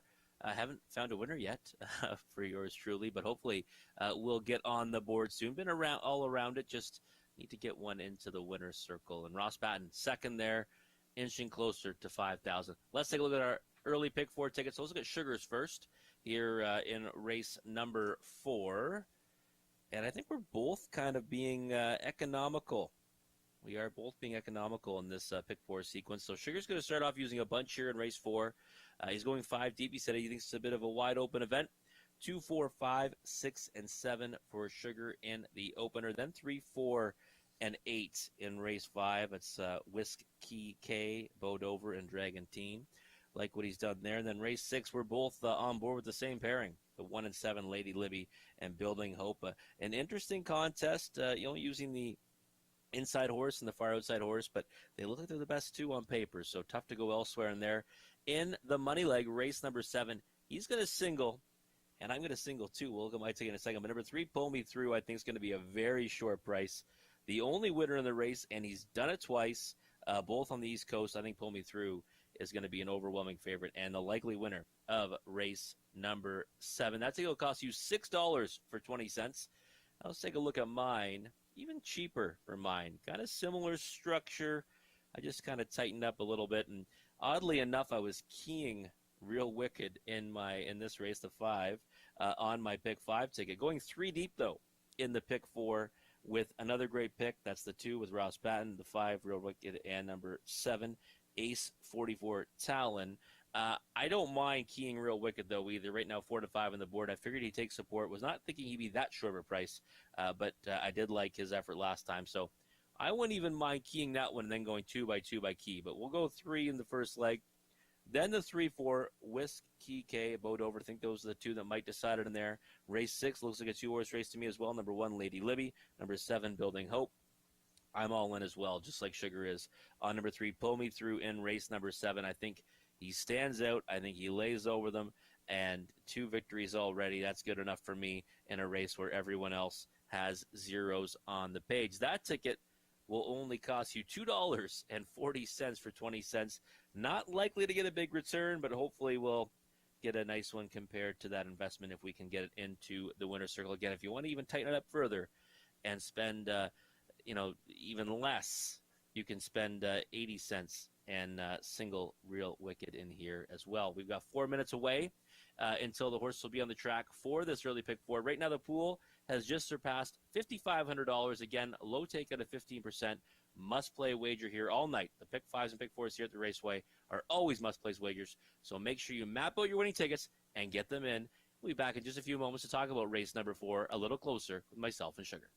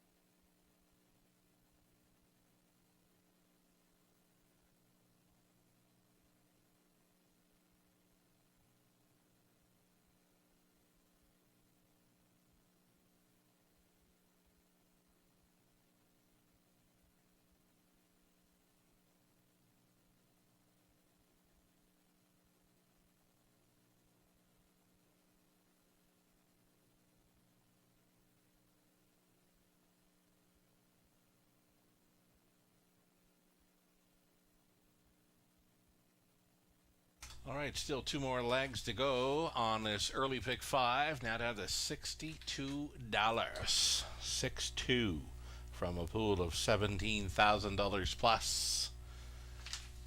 Winners have been 11-1, 5-2, 8-5. Now, 8-5 was a surprise for me on I Love What I Do. The win was surprising too, but looking through his program lines, I guess you could say, well, he has been drawing poorly in recent starts. He's been a huge price in recent starts here in Ontario, but 8-5 tonight, I just never saw that one coming. We're on race 4, opening leg for an early pick 4. Post parade coming up next.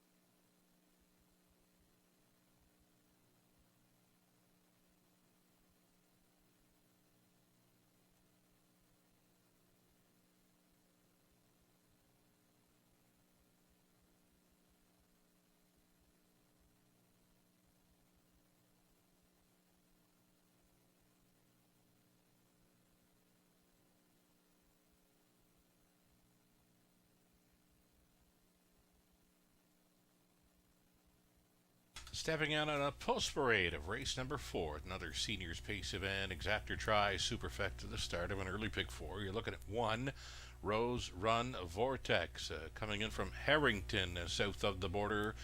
Now for Natasha Miller, Clayton Roderick Miller conditions. Brett McDonald in the sulky. Number 2, another great pick, has missed some time, comes in for Ross Batten along with Dr. Paul Rutherford. Ross training and driving. Buckshot Austin 3, owned and trained by Scott Friend, Scott Coulter. Eternal Ruler, leaving from the center post 4, Ryan DeRoche on for Diane Sylvester. The trainer is Dwayne May. Josh McKibben, owning and training number 5, Real Wicked, Mark St. Louis Jr. Then the 6 is Tarot, Travis Cullen, for the owner-trainer David Frey. On the outside, chance for 7, Ace 44 Talon. Colin Kelly would try to come back. In this one, for owner Suzanne Sloan, the trainer is Becky Geisel. A 7-horse field for a seniors pace event, a condition added as well. Exactor Try Super, the opening leg of tonight's early pick 4.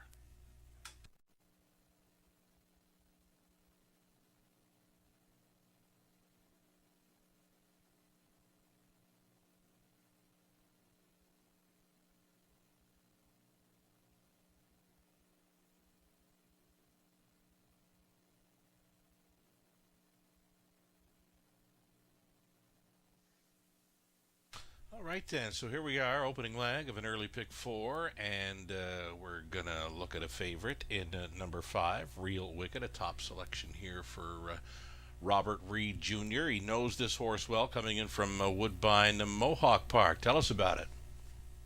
Yeah, I thought the effort off the bench last time was a good one. Got away seventh. There was a hot pace to chase early, but I just like the way he finished his mile off, 27-2, 0 for 11 on the season. But he's a classy horse, and 7 years old, facing some older ones in here. There's another couple younger ones too that get in based on the condition. But I just think that Real Wicked is sitting on a big effort here. I like the transition into this class here at the Raceway. I don't like 6-5 so much. Sugar was for a bigger price than that, but I do understand why he's taking so much support. Speaking of prices, I touched on I Love What I Do last race. He had opened up as a favorite. Then he was up around 4-1, and boy, did he take some late money in there. Yeah, it was a lot of late money, and man, did he run off the screen. It was one for me where you do that hindsight capping and say, well, maybe I could have found this one outside post, but it's still hard for me to get there, especially at that price. I had to go back too, and I'm looking through the lines, and of course he was drawing poorly in recent starts, but I mean he's 30-1, 60-1, 80-1, and tonight 8-5. How could you get there? Yeah, I couldn't do it, and at that price, it's one of those ones you have to just let go out there and beat you. But, hey, he was well meant tonight. Oh, for sure. All righty, let's go to your second choice then, number 2, another great pick. Now, another fine play here for Batten. I love this horse. Had he raced in the last week or two, but it's been about 7 weeks. Yeah, it's been a while, and that was my big knock against him. I picked him for second. I couldn't get there as a win ticket on another great pick because of the fact that he hasn't raced in that time. He's 0 for 10 in the season as well. Inside post to work from might be a chance for Ross to get his 5,000 victory. Could be. This horse does his best work when on the lead. Something to think about, though, the horse next to him on the rail, the newcomer in from Harrington, this one hasn't started in about a month. Buckshot Austin's going to need another start or two. So, Real Wicked, let's go back to him for a sec. Any gate speed, you think, here? I'm not sure. We might see it. I mean, he's not usually a horse that leaves out, though, okay. Right? He's one that usually likes to come from off the pace, so I doubt we're going to see him leave out of there. Okay, good to know. 7 outside, Ace 44 Talon, knows his way around London, park out trouble last time, but Colin Kelly saw what he did with I Love What I Do. He's got some hot hands here in London. Outside chance at a real nice price. Yeah, the price is wild to me right now, 14-1. Chuck Cogburn, one of our friends on social media on Twitter that always watches the Raceway, he likes this one. And you know what? I put this horse in for third, but I might bump him up now, 14-1 Sugar, because what an opportunity to take back value. 2 starts ago, got hammered down in the seniors pace, down to even money. This time you're getting 14-1. Right. Any kind of trip at all puts them right into the hunt here. That's the best price on the board for value in my mind. Yours too likely. Ace 44 Talon. The rail starter, Rose Run Vortex. Not much known about this one. It appears he does his best work when on the lead, but missing a month of action. Yeah, Rose Run Vortex for me was one I couldn't really figure out. I watched some replays, and I think really that time off was a big deterrent for me, putting him higher than fourth. Taking a lot of support right now, 5-2, was just down to 2-1 for a moment. So obviously there might be something there, but for me, I kind of struggle with both the time off and some of those recent efforts. Yeah, they might have been against tougher, but they were a little bit underwhelming. Okay, so we're looking at a pick 4 pool, likely to go well up and over $10,000 here. Returnal Ruler, the 4 horse. There's the 3, Buckshot Austin. We've already seen a gray win race number 1 earlier on the program. Buckshot Austin, I mentioned, he's just returning to the races, likely needing another start or two. Yeah, I would think so. 15-1 right now is probably even a bit short in my opinion. I think he's probably going to need another one. How about Taro? We didn't get a look at him, but Travis Cullen is on board. For me, I thought he was fitting in well. I think I have him pegged as a top selection here. Number 6, Taro. Yeah, he's one that's, he's come up with some big efforts in the past. 22 lifetime wins. I guess my concern is over 30 over the last 2 years, but he's a horse that can jump up and bite you. And right now, 5-1, I'd say it's a little bit short, though, Sugar. If there's one that's kind of flying under the radar in here, though, it's definitely him, Taro. His A-game could put him right into it here. As the starter has called for the horses, it's the second of 2 seniors pace events Lining up. Here we go. Rose, Run Vortex, another great pick. Buckshot Austin, Eternal Rulers in the center, then Real Wicked, Tarot, Ace 44, Talon. Who do you like? They're at the top of the stretch. 3 to 5 now. Number 5, Real Wicked in from Woodbine Mohawk Park. Here they come. They're rough. Real Wicked with a good beginning. Rose, Run Vortex along the inside and make it 3 across. Tarot. Along the inside, Rose, Run Vortex coming out to grab early control. Real Wicked staying on the outside to challenge here as they get through that opening 8th. Right up there with them in 3rd is Tarot. Tarot protecting that inside lane for the pocket. Though there is no pocket now, it will belong to the 1. Rose, Run Vortex as the favorite. Real Wicked did make front. Paid a cost to be the boss in here at 28-1, quarter-mile park out for the favorite, Real Wicked.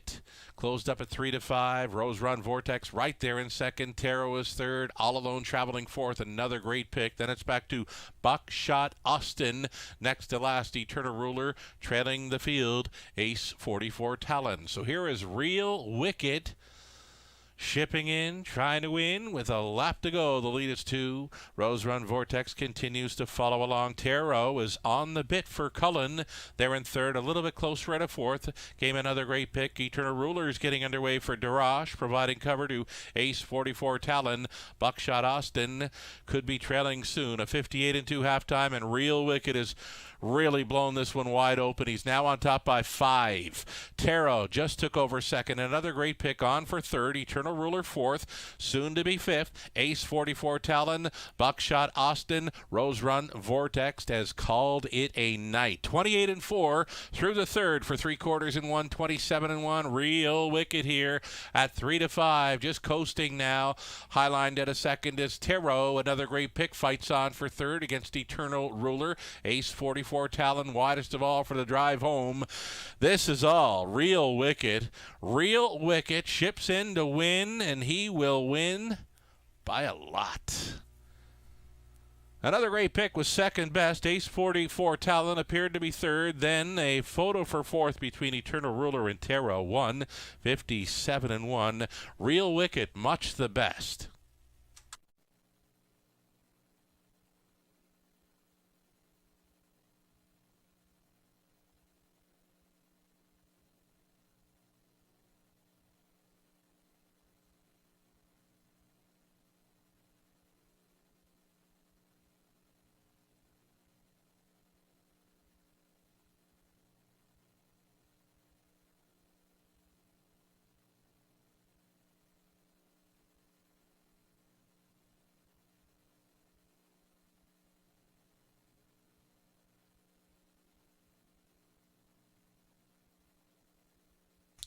Just jogging in there, Real Wicked, Real Wicked. Over 50,000 wagered on the 4th. That pick 4 pool, $18,000 plus, the favorite to start things up. Second best was number 2, another great pick. It was actually 6, Tarot, holding 3rd over the 7 Ace 44 Talon. So 5, 2, 6, 7, a top 4 unofficial.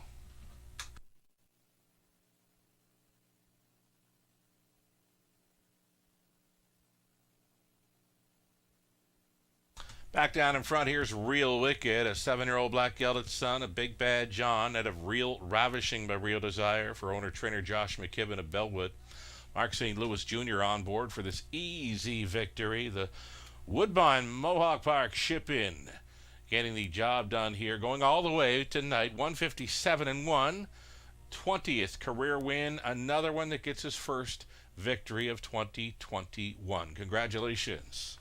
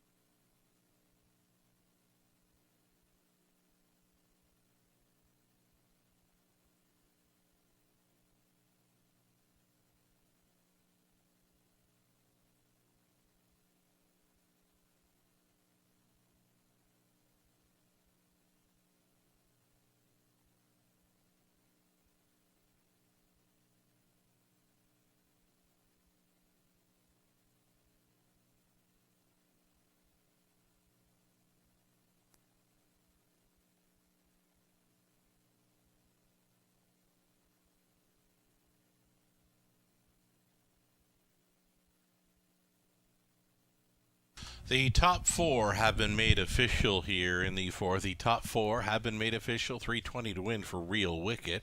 Exactor 22.80. That's all right. Dollar Try 50 even. Super for a buck 184.35. 20 center worth 36.87. The full rundown coming shortly.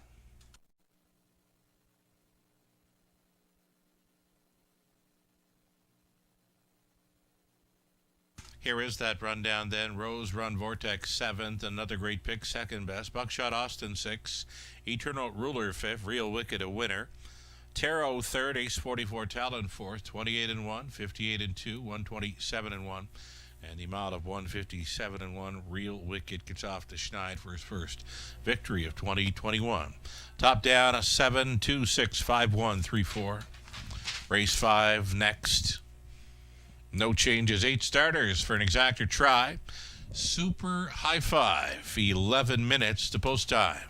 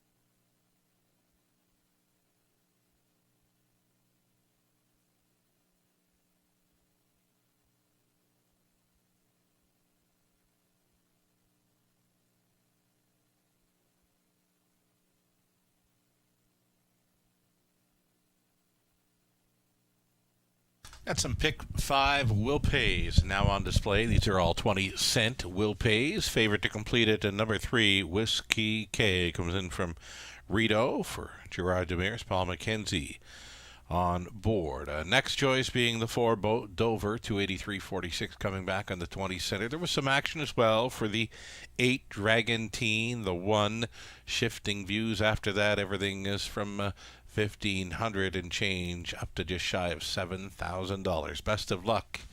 We got a live play, this final leg of an early pick 5 in London. We got a late pick 5 to start up in race number 6. 5 minutes away from the 5th. Exactor try the Super High Five.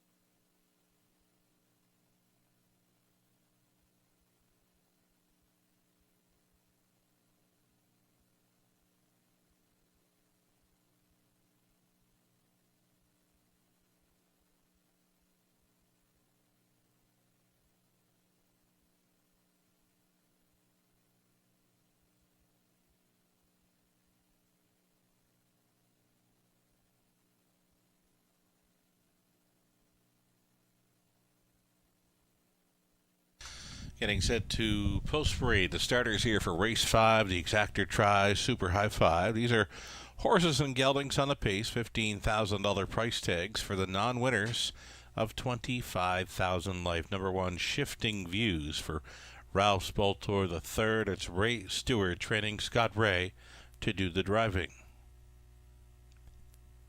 Rising Dragon Post 2. It's Nick Stewart for the owner-trainer Bernie Desmond. Whiskey K. Post 3 in from Rideau for Triple S Equine. The trainers Gerard Demers. Paul McKenzie. Bo Dover. Post 4 for Blue Shoe Investments. Trainer Tyler Nostad. Austin Sori.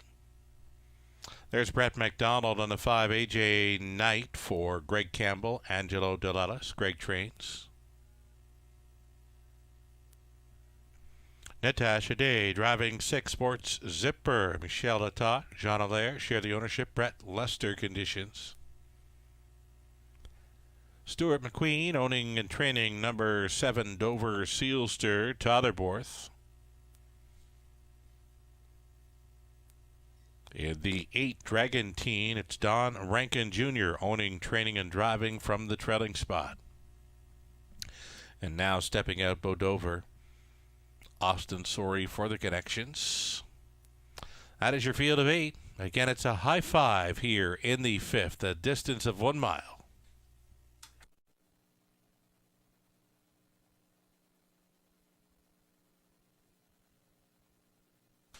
Getting a look at number 3, Whiskey K, Paul McKenzie, a barn change now, going out for Gerard Demers. In from Rideau, Whiskey K, a top selection here for our Tuesday night special, Robert Reed Jr. Tell us about it. Well, listen, Whiskey K is, one, goes to Demers, and I love horses that race out of his barn, especially, for the first time. You got this horse too, 7 for 14 on the season, right? 10 to 14 in the top 2. Off that vet scratch sick. I know you're not going to like that, Sugar. I know you don't like when they're coming off a vet scratch sick. Well, the saving factor for me is that his last start was October 17th, so he hasn't missed much time. But yeah, the vet scratch sick had me looking elsewhere. But the Whiskey K, the horse players are not looking elsewhere. They're on him 8-5. Yeah, he's got early speed as well, and I just think this looks like a good spot for him. I do think it's a contentious race between the top 2. That's why I went 2 deep in here. I know you went 3 deep, and I don't mind your additional horse. It's my 3rd selection. But I think the margin between Whiskey K and Bo Dover is pretty slim, but I gave the edge to that one on the barn change. Are you trying to throw a little hitch into my giddy up for this race call? Whiskey K, he's a tongue twister for you. He's not been a tongue twister for me just yet, but I think you're trying to just you're trying to show me into that. Just mess it up, Sugar. Mess it up. Hey, I don't know how you do it sometimes. I'll be honest. It's race calling is a fine art, and it's something that I'd love to try one day, but I'm not even near ready to do that. I've had some tongue twisters over the years. Likely the toughest tongue twister I've called in London will be a horse from years ago, Argyle Albert Hoosier. Now that when they're racing in a bunch of 3/4 and you're trying to spit out Argyle Albert Hoosier, it just didn't rhyme off the tongue so easy. So anyway, here's a look at number 4, Bo Dover. Now this one's not too hard to say. Bo Dover from the center, Austin Sori on for Tyler Nostad, taking action now as a co-favorite 2-1 with your top selection. Yeah, I think they're the 2 that stand out. And Bo Dover, another high percentage winner, 6 for 18 on the season, hit the board in 11 of 18. And Chuck Cogburn actually made a good point. He's been tweeting at us a lot tonight, Sugar. And right on. He actually mentioned that Teeter came out of that race, the last race there at Flamborough Downs, October the 21st, and then just annihilated his competition the next time. So he thinks Bo Dover sitting on a big one. I tend to agree. I put the horse in for second, but like I said, to me, the margin between these two is very, very thin. And I've seen Bo Dover with some really nice efforts over the course of this season. Would not be surprised to see him forwardly placed or right on the lead and keep on going tonight. I think he makes front, and that's what I'm counting on for Bo Dover here when Austin Sorry. Number 8, Dragantine. We both kind of like this horse as a fringe player, and a win would not surprise us either.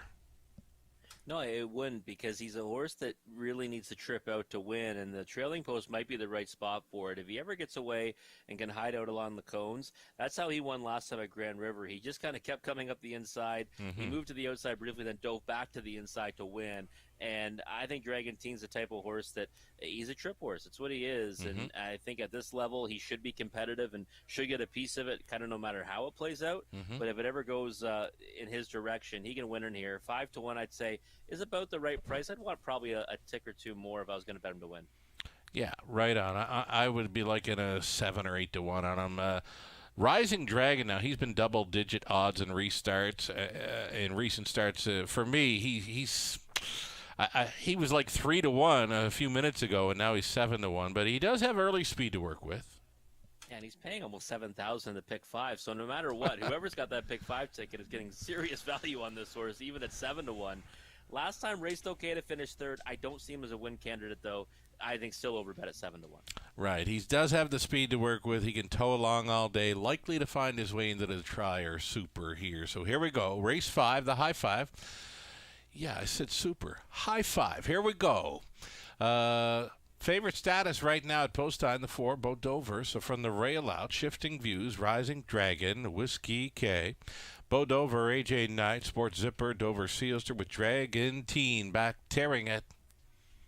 A 16th outing. Here they come.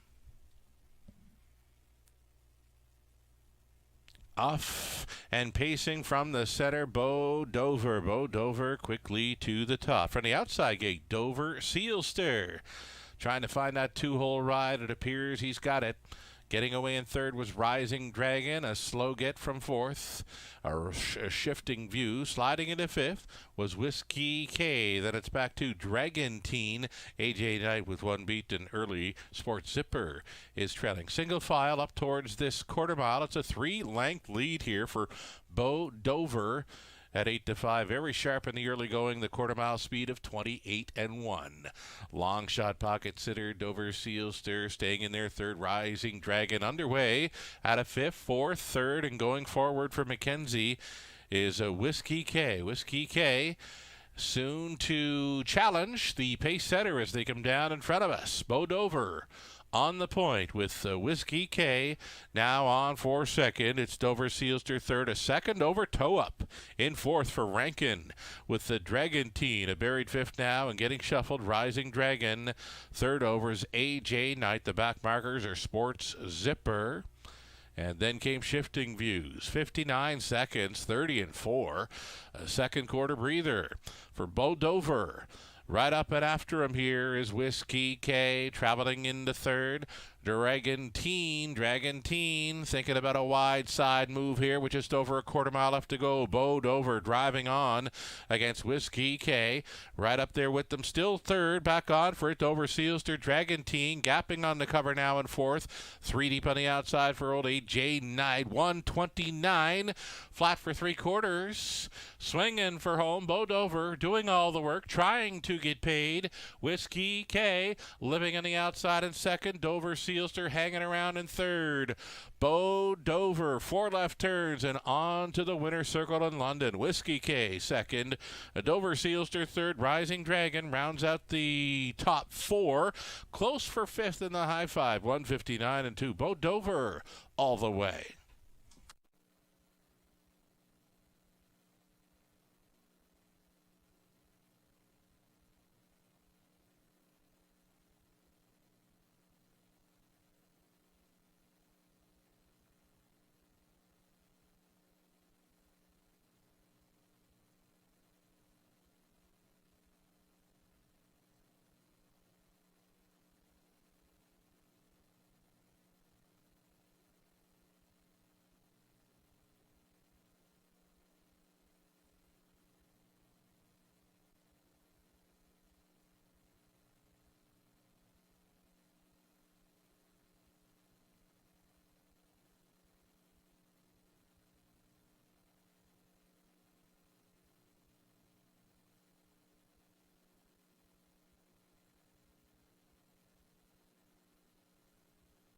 Number 4, Bo Dover, a winner over 3, Whiskey K. 7, Dover Sealster third. The 2, Rising Dragon fourth. It was 8, Dragon Teen, rounding at the high 5. 4, 3, 7, 2, 8, unofficial. Here's Austin Sorey coming back with Bo Dover, a 4-year-old stallion son of Big Jim, Medavo, See My Bo by Bonos J. For Blue Shoe Investments of Ohio, Toddart Nostad conditioned. Austin Sorey driven to win here all the way in 159-2. Congratulations.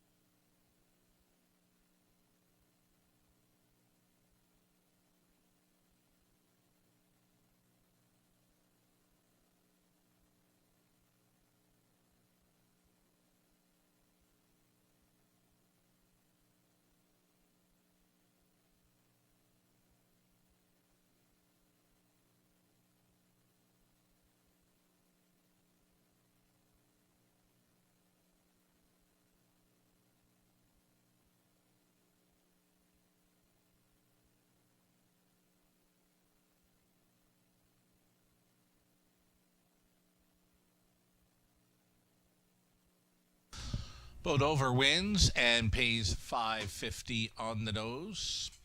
Exactor $15.50. Dollar try $71.25. The high five for 20 cents, $342.77. The favorites first and second. That's all right.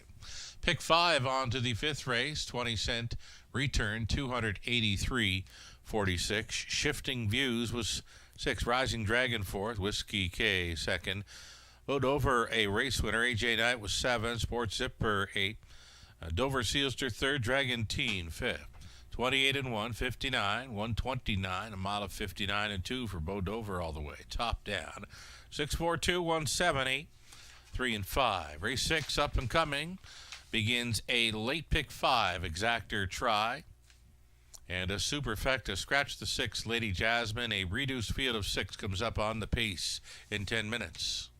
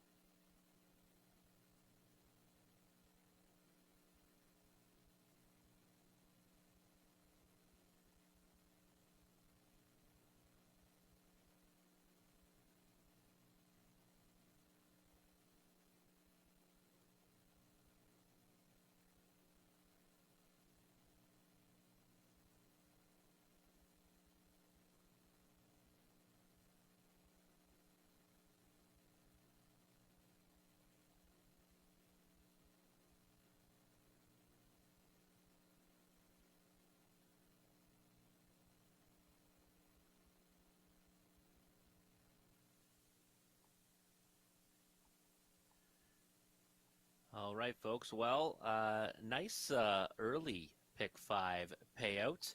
That's for sure, especially ending on Bo Dover and Whiskey. How about that exactitude? Over $15. High five, paid great. Everything paid fantastic in that fifth race. Well, it's time for race number 6, though. It's time for the late pick 5 wager. Again, low takeout, 15% guarantee at $7,500. We're going to blow that guarantee rate out of the water, so start mapping out your tickets now. Let's take a look at mine and Sugar's suggested tickets for this late pick 5 sequence. And we both are going to go all in on a single here. And kind of similar strategy, except Sugar's going real skinny throughout, and then he's going to just look for La Bamba in race number 10. I kind of like the structure of the ticket because, hey, in that last leg, if you ever get there and you've got an all, you might be looking at some big payouts. In this opening leg here, race number 6, the 1 and 7, the inside horse and the outside horse. Again, I think they're the two that stand out as well. I'm going to be similar on my ticket. And in race number 6, he's singling the 3. Pull Me Through. I think that horse might be the most probable winner on the night. Couldn't make him my best bet, though, because I think the price will be very, very short. In race number 8, he's using the 4 and 7, JKNR Like Tell, and number 7, Quick Tour. I like Quick Tour. That's actually my play of the night. I thought last time he got wiped out, still raced really well. He's got a big chance in there all the way out from post 7. In race 9, Too Deep again for Sugar. Outlaw Grabbing Gears and JJ Powerball, and then he's just going to use them all in the last leg.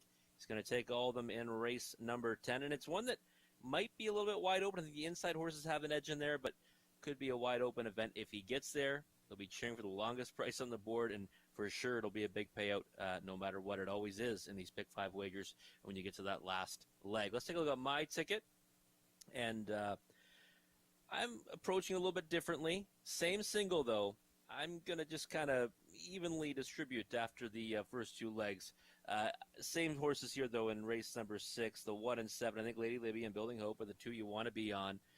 Again, Pull Me Through. I'm all in as well. If this one gets beat, I'll be dead because I just think that is the most probable winner on the card. Number 3, Pull Me Through in race number 7. And we're going to spread out. In race 8, the 1, 4, 6, and 7. Quick Tour is my top selection. I made it my play of the night. More of a value play, though, hoping he goes off at a decent price from post 7. I wouldn't really say best bet status, more of a value play. Play of the night, but more of a value play. I'm going 4 deep, though, in this pick 5 sequence. In race number 9, 3 deep with the 1, 3, and 6. Actually, I would likely add now number 8, JJ Powerball. So we got the 1, 3, 6 in there, but I'd add number 8, JJ Powerball. He's one I will be adding to my own ticket, so if you want to spend a little bit more money, I'd add him too, because I think JJ Powerball has a big chance in race number 9 from that trailing post. And then in the last leg, in race number 10, the inside 3. I think those are the ones you want to be on, the inside 3 in the race, but I also don't mind what Sugar did, and that's just take the all button there, because it's not an easy race to handicap in that money leg, and that's where the payouts are going to come from. There'll be a few short ones probably. The rest of them will probably be paying quite a bit. So Sugar's ticket is going to cost you $12.80. A little bit thin early on. Then La Bamba with an all ticket in the race number 10. Mine is going to be $19.20. That's with adding number 8 in race number 9. I do think he is a worthy add in race 9, number 8, JJ Powerball. So for me, I'll be adding him and spending $19.20. But we're both all in on number 3, Pull Me Through in race number 7. Just over 3 minutes away until the horses will be moving out onto the track. Of course, Sugar and I will come back and talk about race number 6 in further depth. But right now, that pool already growing in that pick 5, approaching $5,000. We're going to blow that guarantee of $7,500 out of the water. Make sure you start mapping out your tickets now.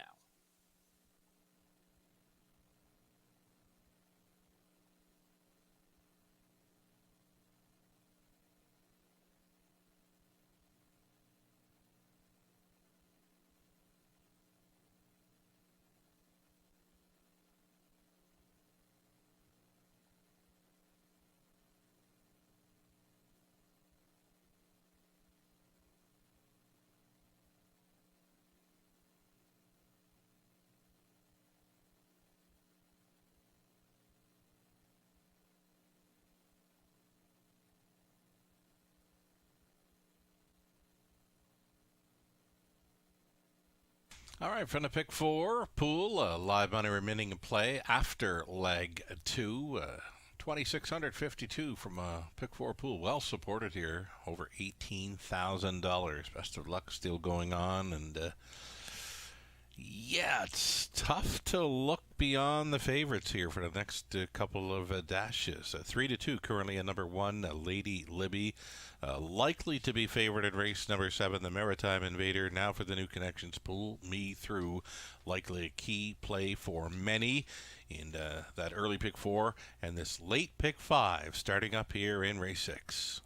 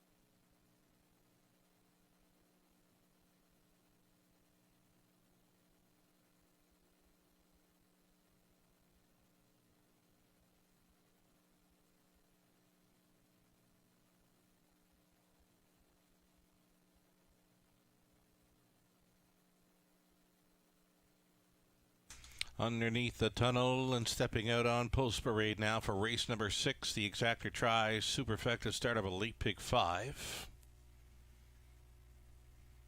Inexperience showing up here. Maiden, fillies, and mares on the pace for the 6th. Number 1, Lady Libby in from Flamborough for Kim McNiven, Tom Broadhurst, Don Douglas, and Brad McNiven. Scott McNiven training Lauren House in the sulky. Dad's Princess 2, Nick Stewart driving for Lisa DeRoche. It's Bud Sinclair training. Ivan Albrecht, the owner. James Denny training 3, Tigers Credit. First time starter here with Colin Kelly aboard. Lady Karen is 4, Ryan DeRoche for Seymour Hill. The trainers Kim Smith. O'Deal. Delaire Snyder, the owner. Taylor Spitzig training 5, Pretty Rapid Dash. Chris Johnston. 6 is out. And number 7 outside, Building Hope for Ken Curran. The trainers John Curran, Travis Cullen stays on for the drive. Those are your 6 pacers then for race 6. Exactor try, Superfecta, a pick 5 getting underway right here.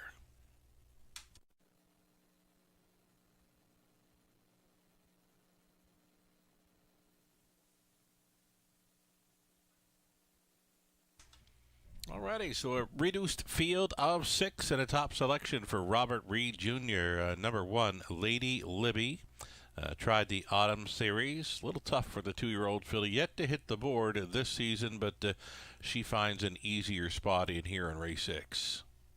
Yeah, this looks like a much easier spot, Sugar, and the pole position to work from, and even those 2 efforts prior to that at Flamborough Downs, pretty decent enough to finish 4th, pick up a piece in there, and this field's an interesting one. There's not a lot of experience in here, and I look at it from from top to bottom, and just thought that the inside horse and the outside horse are the 2 that are the ones to beat. I know you kind of agree and using those 2 in your pick 5 as well. I would have had Lady Jasmine in the mix for sure, but of course she's scratched, and I just think that we might see it line up 1-7-7-1 off the gate, because we saw some speed from Building Hope last time from post 4.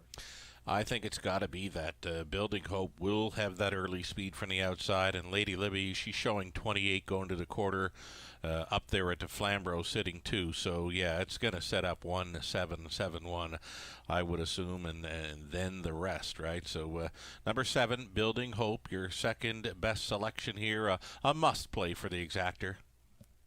Yeah, I think so. Last time it was a pretty solid effort. Tried to run away with it on the front end, and it went some pretty, I'd say, even solid fractions for the class, and especially this group, and had a healthy margin throughout. Looked like she might get away from them and win. I was actually surprised when she got picked up so easily in the stretch, but getting tired after going some pretty big fractions for the class. She'd never been there before, right? She'd never been up to 3/4 in 29 really on the lead.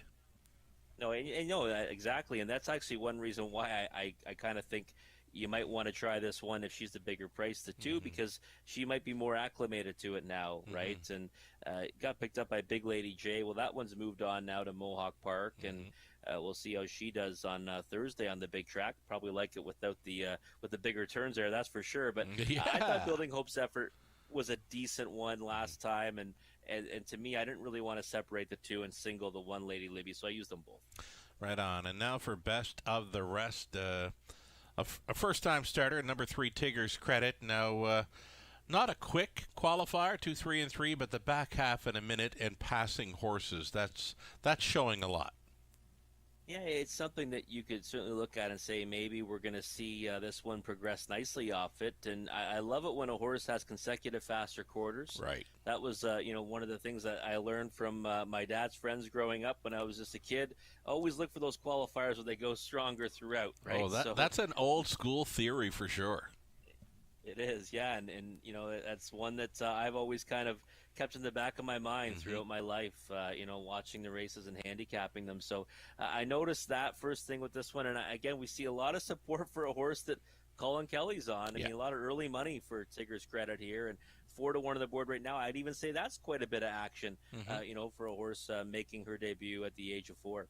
You bet. Number 2, Dad's Princess, daughter of sports writer. There's that scratch 6 showing up, and there's that missing 6 weeks of action. Dad's Princess for trainer Bud Sinclair, Nick Stewart teaming, and 4-1 action. A lot of action on this one too. Yeah. I thought we were going to see 2 horses here be around 3-5 and maybe 7-5. That's what I thought we'd see.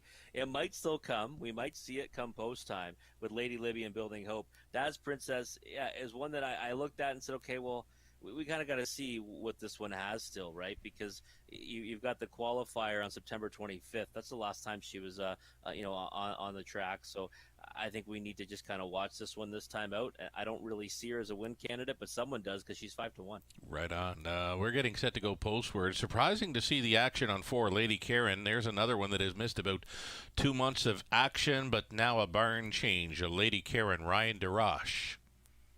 Yeah, I can sometimes get there on horses like this only because there's a, something that might elicit a better effort, right? Change of scenery, and we got Ryan DeRoche jumping up in the bike tonight. Still, you've got a 7-year-old mare with only 2 lifetime starts, so I think might have her work cut out for her to get the better of the 1 and 7 in here, but a lot of action right now at 7-2. You have to wonder, right? A 7-year-old making her 3rd career start, maybe out in the field for a few years, and got looking at her and said, "I think she's ready to race."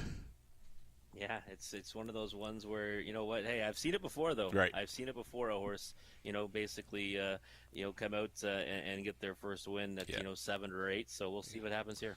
We had a guy back home, Prince Edward Island, years ago, Byron Gamester. He had dozens of horses, and sometimes it would be 9 and 10 years old when they'd be making their career debut. So here we go with race 6, Lady Libby, Dad's Princess, Tigger's Credit, Lady Karen, Pretty Rapid Dash, and Building Hope for 6 starters on gate. Maiden, fillies, and mares on the pace. Here we go.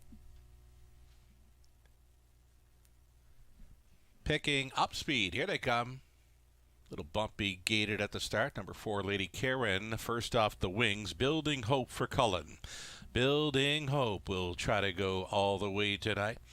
Lady Karen, a bit better gated going into that opening turn. The Dad's Princess along the inside is traveling in third. Fourth best away, though, gapped off them here. Lady Libby at 8-5, already 8-9 lengths off the lead.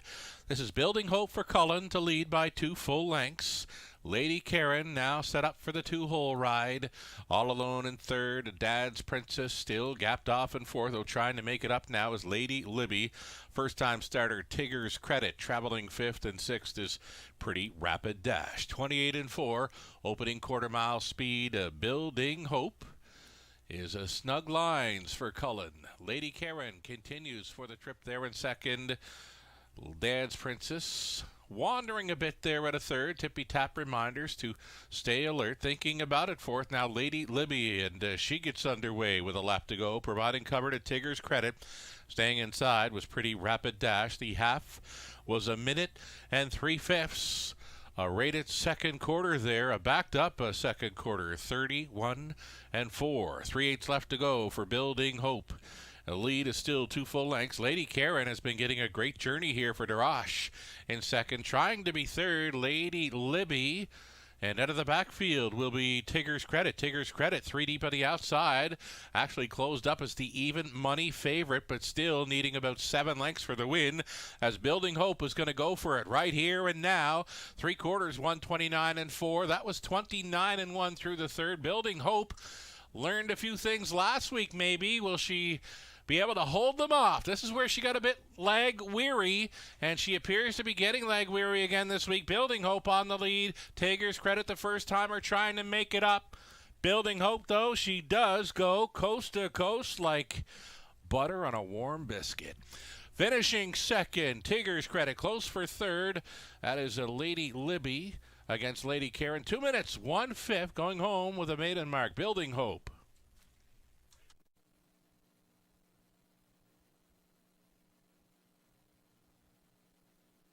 Judges' inquiry here. They're going to review the break by 4 at the start. Hold all tickets.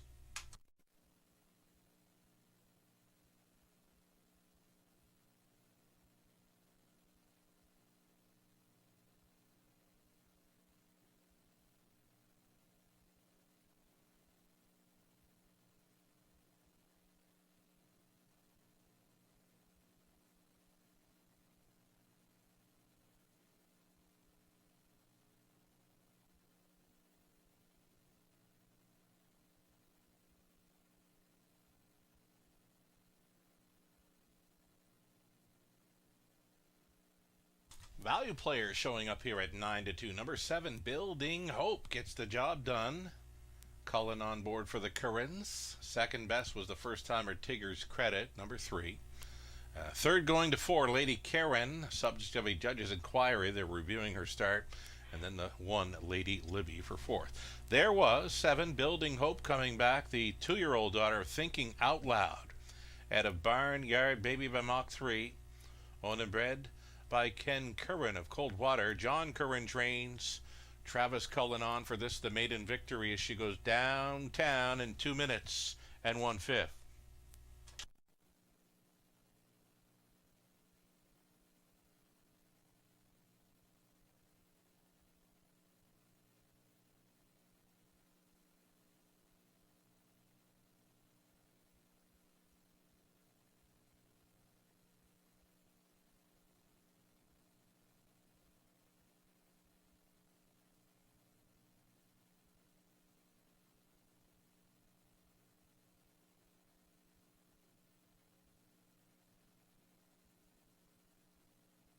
Judges say no violations by 4 at the start. No violations of the braking rule. It appears 7-3-4-1 will stand here. There is the judges' review now on your monitors.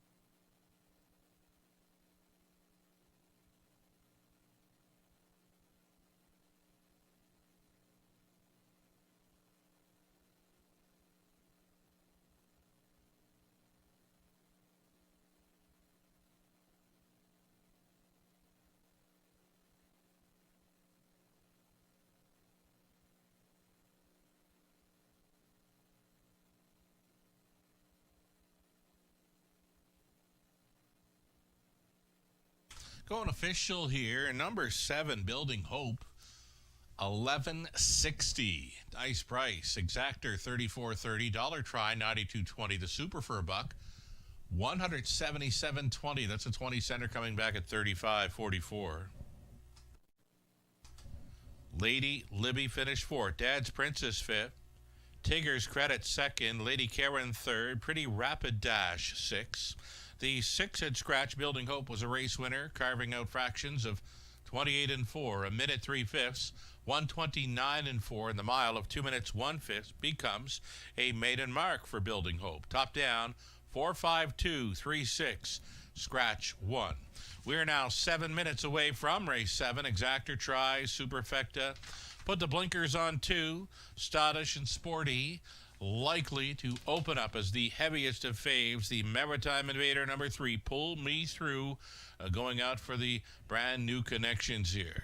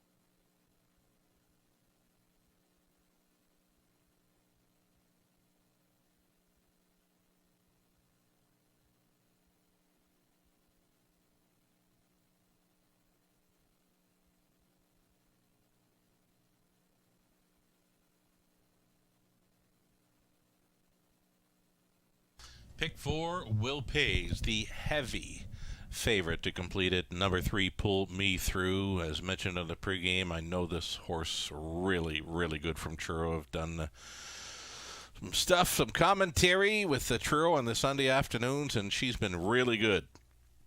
Since coming back, she got into some braking issues through the summer months. They put her away, and obviously turned a big corner there when she came back in late September over a sloppy track in Truro. She was a going-away winner. The mile doesn't look like much, 2:03 and 4, but there wasn't many big miles on that afternoon. Then she comes back, finishes second best to a very nice colt in Dusty Lane Sebastian. So she's right there with him in 57 and 2, back at 57 and 4, and then she just jogged the next start with Mark Campbell on board, a winner by 13. She was shut down probably around three-quarters.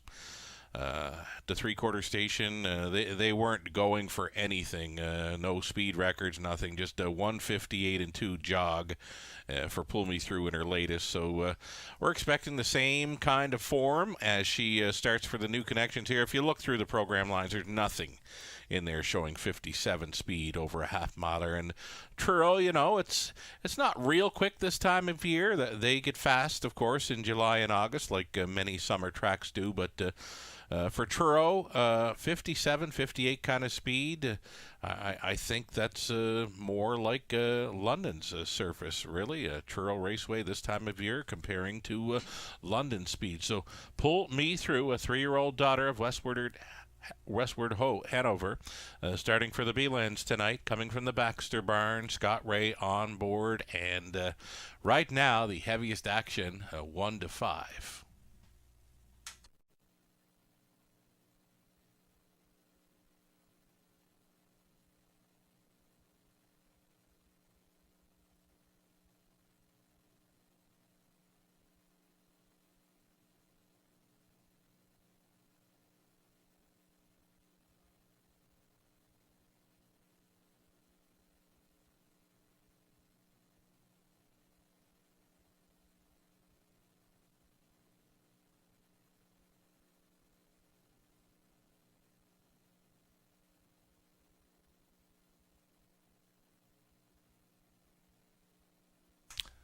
Late pick 5, that should read $3,000 in live money from a late pick 5 pool of $14,000 plus as they get set to head out on track for a post parade of race 7 in London.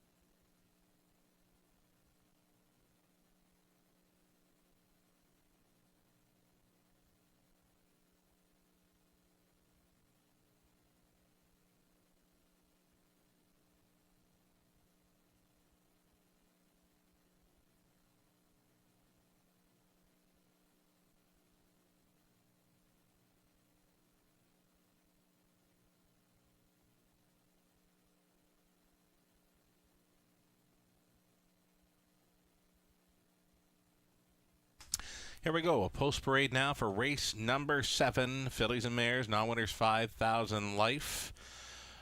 Pretty much a field of maidens, except for the 3, Pull Me Through, who is definitely fitting on money. Number 1, Midnight Debutante, lay 6 this evening for owner Marlene Marshall, trainers John Marshall, Andy Moore in the sulky. Stylish and Sporty from post 2 puts the blinkers on for owner trainer Doug Walters. Johnny Hahn. Here's the Maritime Invader now for the new connections of Doug and Dennis Beland. Dennis training number 3, Pull Me Through, Scott Ray. Julie Waring Amos, the owner, Floyd Amos, training for Your Time Dolly, Scott Coulter. Number 5, it'll be Last Flag Flying for Heather and Letitia Sawyer. Heather trains. Mark St. Louis Jr. on. Mark Cadman, the owner. Richard Carroll trains. 6, Panning for Treasure. Garrett Rooney. And then 7 is Tiger Shark. Goes out for Richard Griffiths and John Dixon. Richard training. Lorne House driving 7, Tiger Shark here for the outside post. And a field of 7 here for race 7, exactor try and a superfecta.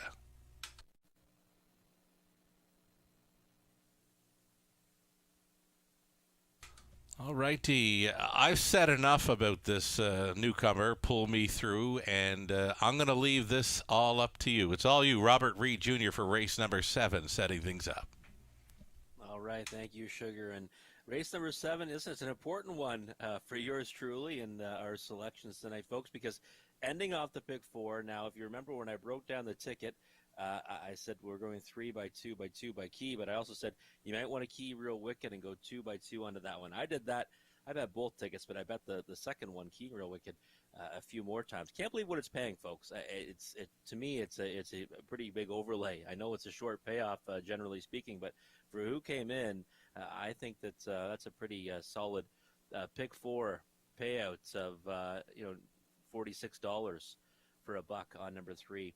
Pull Me Through here. I desperately need this horse. I'm sure there's some others tonight that are hoping this favorite can get it done to maybe turn their night around. I just looked at this race top to bottom and said, well, you've got a race that's full of maidens, and you've got one that's got 2 victories already. So that's really a place I always start handicapping when I look at a maiden race. It doesn't matter if it's here at Western Fair or if it's at Mohawk Park. The first thing I look at is the win column, and if there's horses that have already, experienced the win, been to that winner's circle, but still fit the class based on earnings, and that might be the place that I go. I still need to see some form, but that's what Pull Me Through has. Winner in 2 of her last 3, the second 2 back. Now, these are all coming at Truro on the East Coast, now coming out here to the Raceway, and obviously a change in surroundings, and, now going postward for Dennis Beelan, and I just think that Pull Me Through kind of stands out in here. I really do. You see some early speed and, a field that I think is going to have their work cut out for them. I really do. A couple of breaks, a little bit of a concern, but I don't think so. I mean, short price, and here we are needing a 2 to 5 shot. Hopes and dreams, relying on a 2 to 5 shot here to close out a pick 4 that's actually giving a decent return, a decent ROI on what we wagered. That is for sure. And Sugar alive as well. Sugar's alive in his ticket as well here. So number 3, Pull Me Through. Everything hinges on this one. Some others in the race. Number 6, Panning for Treasure. I like the way this one raced last time, but 2-year-old against the 3-year-old, with Pull Me Through, and I gave a big edge to Pull Me Through, obviously, over this one, but I did like the effort for Panning for Treasure, and 53 to 1 on the board on that occasion, 11 to 1 today, and I think maybe even more up against it. So hard for me to get there at 11 to 1 on Panning for Treasure, but I think definitely one you can use somewhere underneath. Number 4, Your Time Dolly. This is one that drew in off the also eligible last time and got to lead from post 3, ended up finishing third at 21 to 1. Not a bad effort from Your Time Dolly on that occasion, and taking support down to 6 to 1 now. And this might be the direction to go in if you're going to try to beat number 3, Pull Me Through, but 0 for 15 so far on the season and in her life, and versus a horse that's 2 for 6. So again, for me, I can't take 6 to 1 in this spot on Your Time Dolly. Number 2, Stylish and Sporty.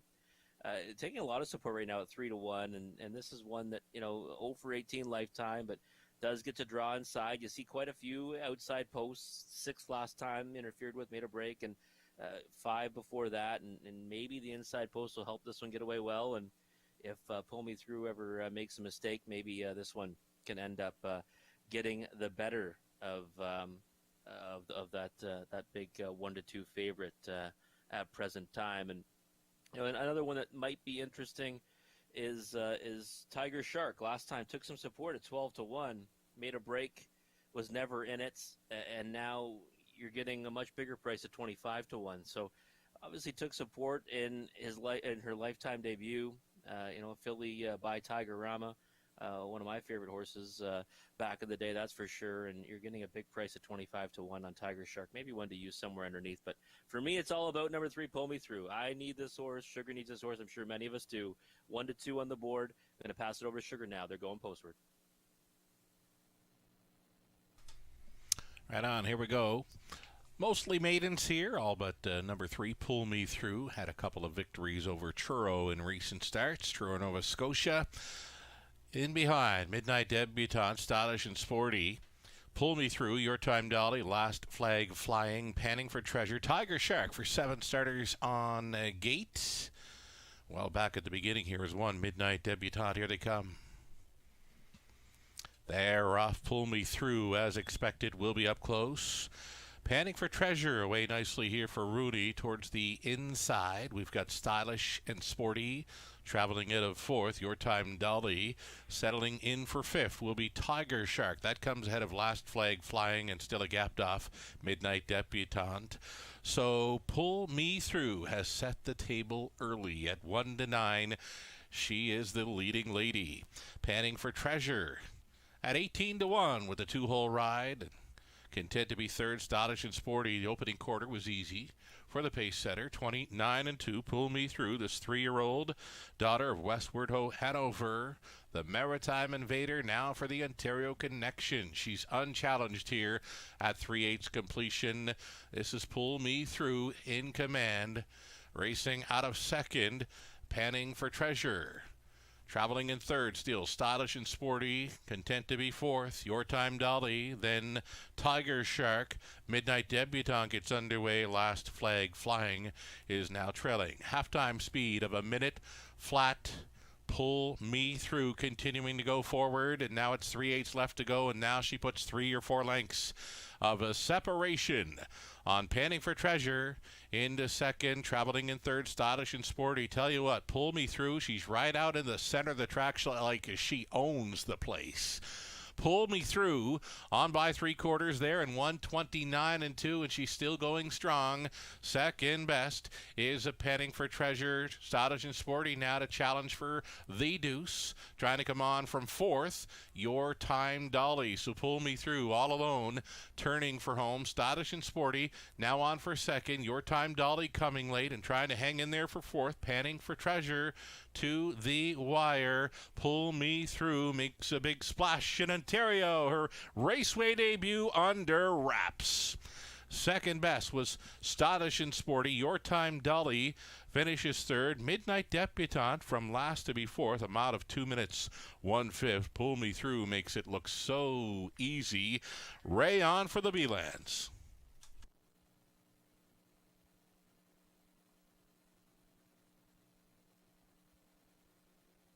Judges' inquiry, race 7, they will be reviewing the start of number 1, Midnight Debutante. Hold all tickets.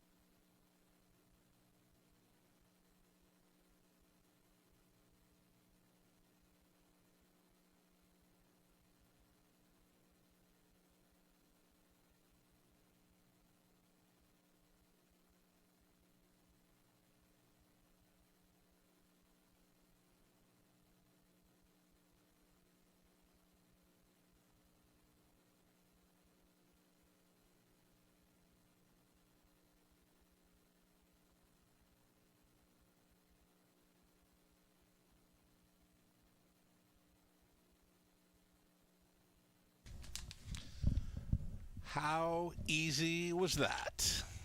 Too easy. Pull Me Through, the 3-year-old daughter of Westward Ho Hanover out of charter flight by Matt Duff. Owned by Doug and Dennis Belan. Dennis training. Scott Ray on for the victory. Her first Ontario start is a winning one after scoring twice over Truro at recent starts. She's a newcomer. She's the invader. And she's a winner in Ontario. Pull Me Through. So easy tonight. 2 minutes, 1/5. Congratulations.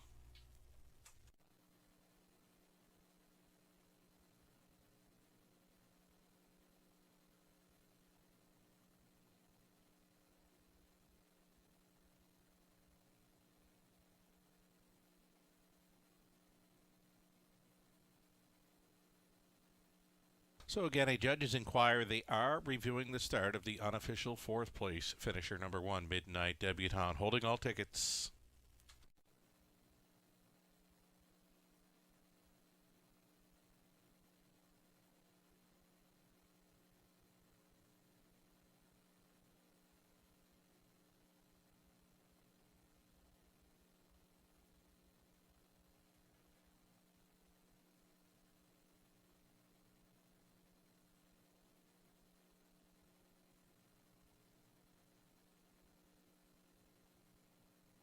Here's the footage for the judge's review. Number 1, Midnight Debutante.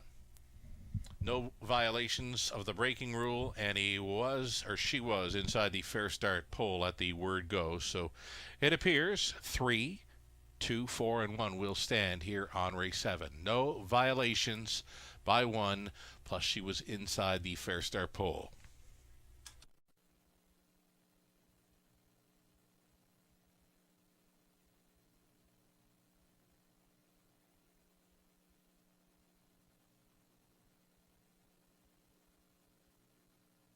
$2.20 to win and Pull Me Through. The exacta came back at $5.60 buck try, $4.95 buck super, $17.65.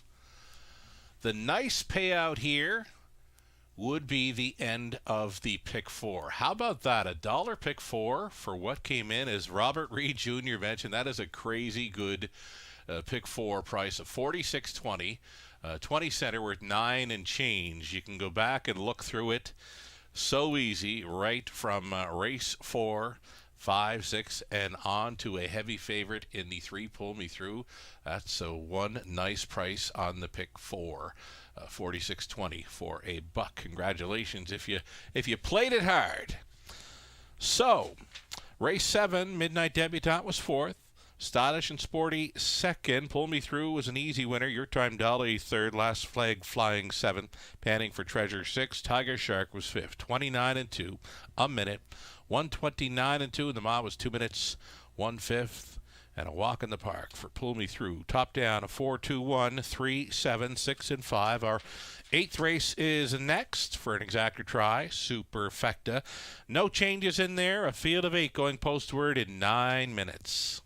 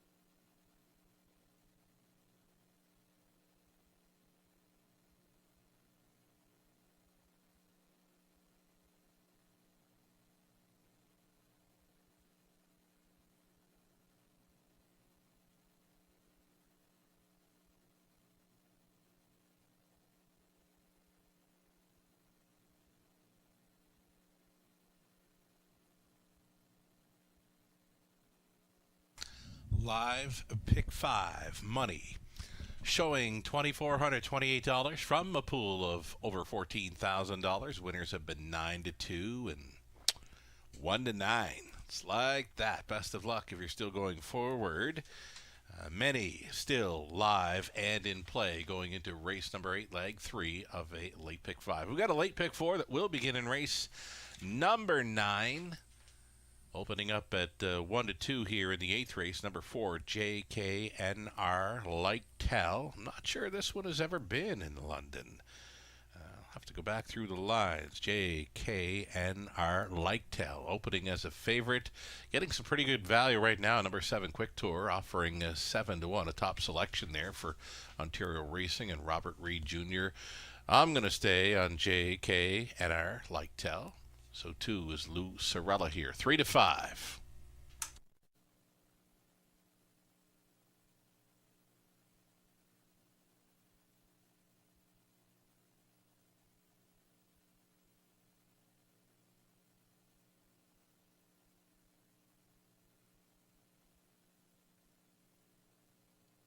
Got a best bet right here in race number 8 for Robert Reed Jr. Chasing after 7. Quick Tour was 10-1 on the morning line. Some pretty good value right now at 8-1. Robert would love that price come post time. Was wiped out in his latest. Hoping for no road trouble this evening. Tough outside post to overcome, though. Quick Tour. Strong 4th best finish. 2 back. Huge back half, mile and 55 against much tougher.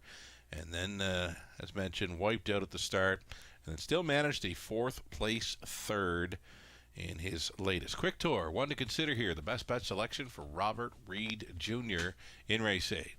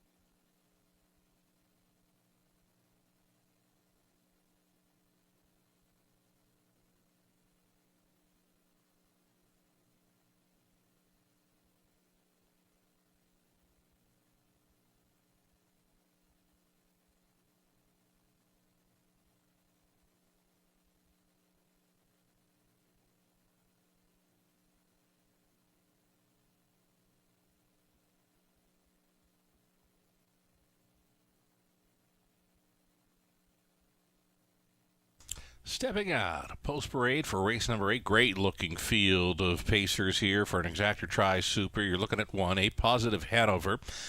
Owned, trained, and driven by Don Rankin Jr. From post 2, it'll be Come On Barney for Diane Sylvester. The trainer's Dwayne May. Ryan DeRoche stays on. Make It Come True is 3. Anthony Hahn Poddits for Kerry Howard. The trainers Jeff Graham. Ashley and Ed Hensley share ownership on the 4. J.K. and our Lightel. The Raceway debuter with Ashley trading, Ed drives. Mary Catrose owning George Catrose trains and drives the 5 Mercenary. Artistic pick 6. Kyle and Brandon Boston sharing ownership with Kyle training. Colin Kelly.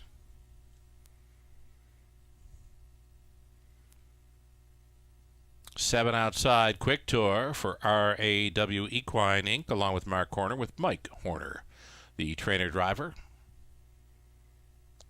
And from the trailing spot, number 8, Colorado Buck, owned and trained by Doug Schweitzer.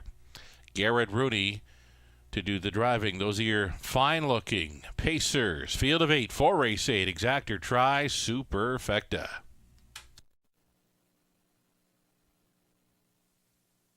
Robert Reed Jr., his best bet selection tonight. You're looking at him, number 7, Quick Tour. And surprisingly, right now, 8-1. Tell us about it.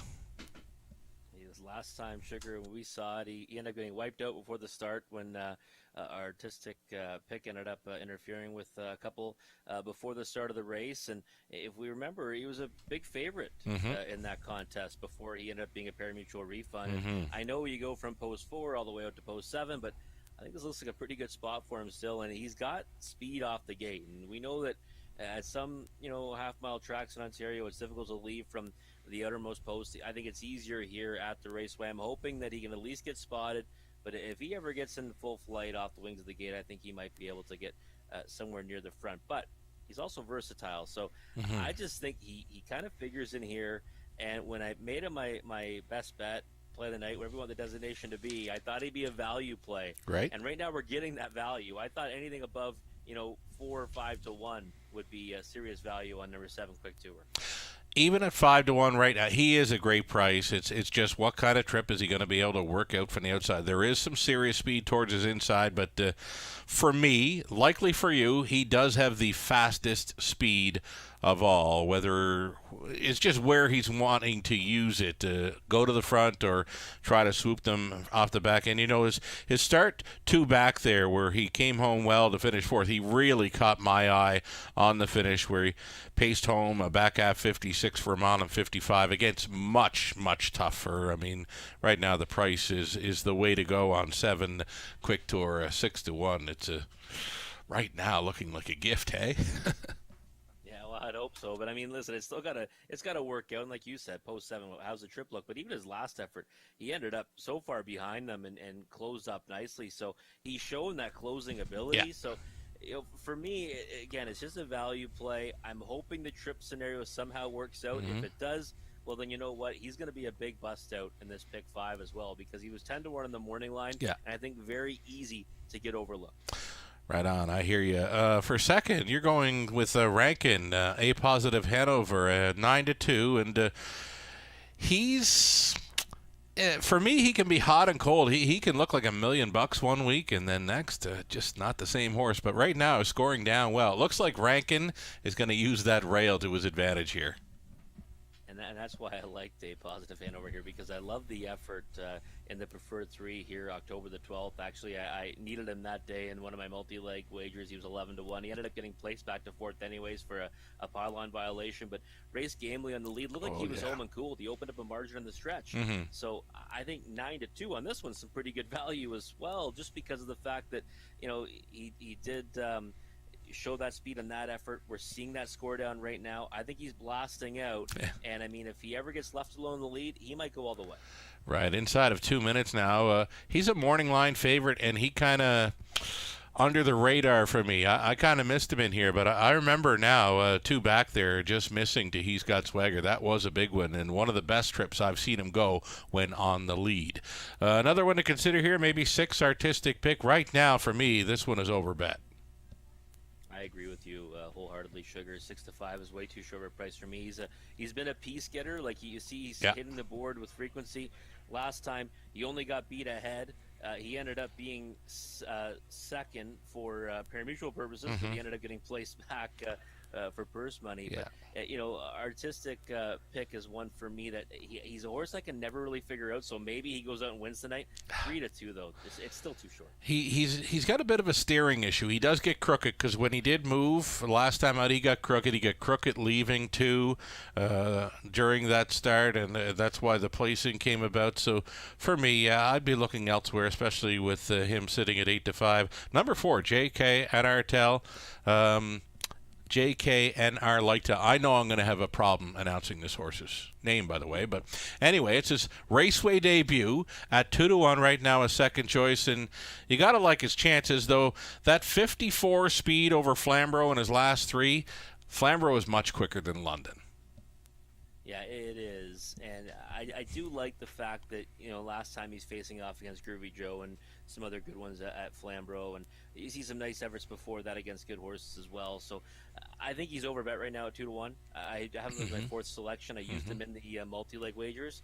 But I think that the value is elsewhere on the board. But if he jumped up and won in here, it wouldn't surprise me.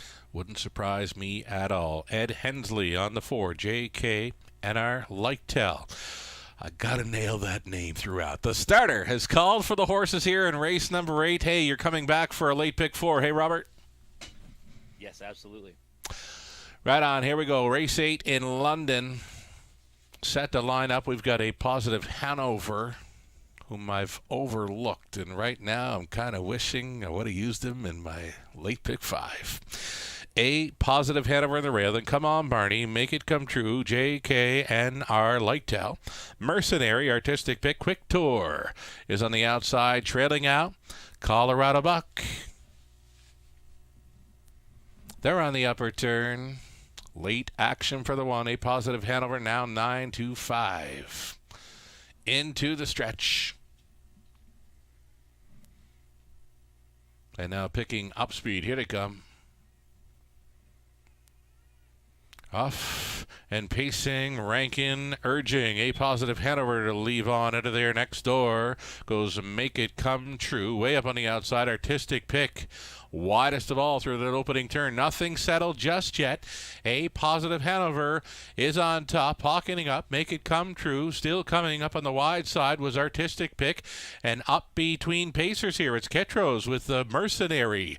So 3 wide action to the opening quarter mile. A Positive Hanover is on top. It's Make It Come True second, and to stay out there in third, artistic pick. 4th and in for the long shot, extreme long shot, Colorado Buck. Then we've got Mercenary, who's parked as well. Come On Barney. The back markers 1-5 on JKNR Leichtel, and tread on the field, Quick Tour. So traffic trouble for the heavy favorite right now. With just over a lap to go, A Positive Hanover let go at 5-1 in complete command of this one. Make It Come True is second. Colorado Buck third. Come On Barney fourth. JKNR Leichtel is going to get room here and now at 1-5. Still a lot of work to do for that heavy favorite as Rankin tapped it up through the second frame. 30 flat for a half and 58 seconds. A Positive Hanover, the one to take down. Second best, Make It Come True. There's Come On Barney getting underway. 3 deep on the outside for JKNR Leichtel. Still waiting on Quick Tour, who needs about 5 or 6 lengths and likely to circle up 4 deep in the late going. 127 flat. Here comes Quick Tour. Keep an eye on this Horner.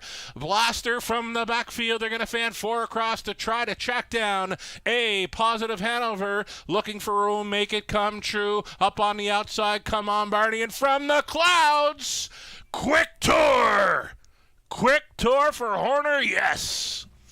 Tight for second. Come On Barney. JKNR Leichtel was in the place photo. No doubt about that 10-1 winner. Quick Tour for the Horners.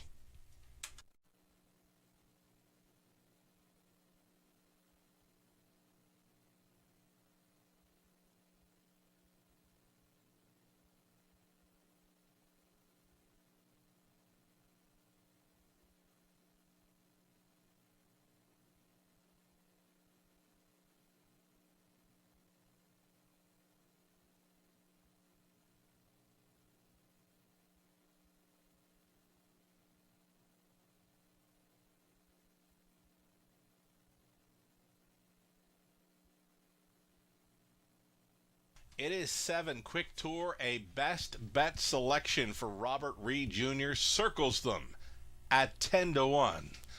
Second best, number 2, Come On Barney at 40 to 1. Third goes to the 4, JK and our Lightel.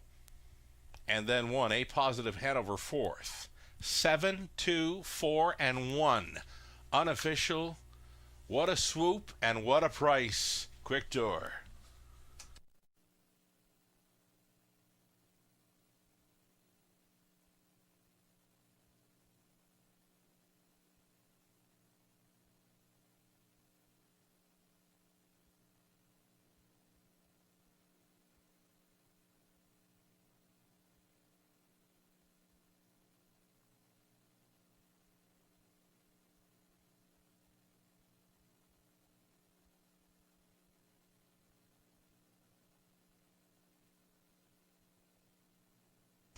Here comes Quick Tour meeting up with Sue.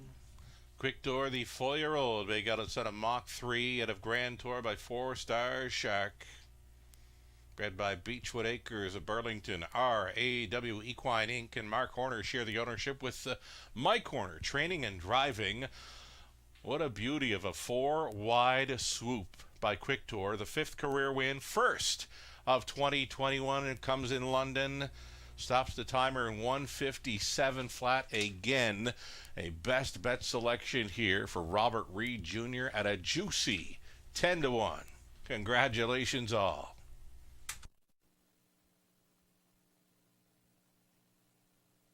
Here we go, 22.30 on the nose for Quick Tour. Exactor 208.20. The dollar try 845.40. The super for a buck 2,831.50. 20 center coming back at 566.30. A Positive Hanover fourth. Come On Barney second. Make It Come True fifth. JK and our Lightel third. Mercenary seventh. Artistic pick was A. Quick Tour, a winner. Colorado buck 6. 28, 58, 127.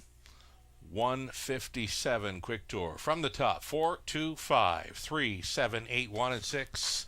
Our 9th is next. Start of a late pick 4 in London. The Exactor try. Superfect also featured. Put Scott Ray on number 2, Mr. Mock Jimmy. Put a blind bridle on number 3, Outlaw Grabbin' Gears. And number 5, Cranky's Boy. The trainer should read Diana McIntosh. Those are your 8 pacers for a preferred 3. In race 9, and we'll get to it soon. A late pick 4 starting up. Good luck.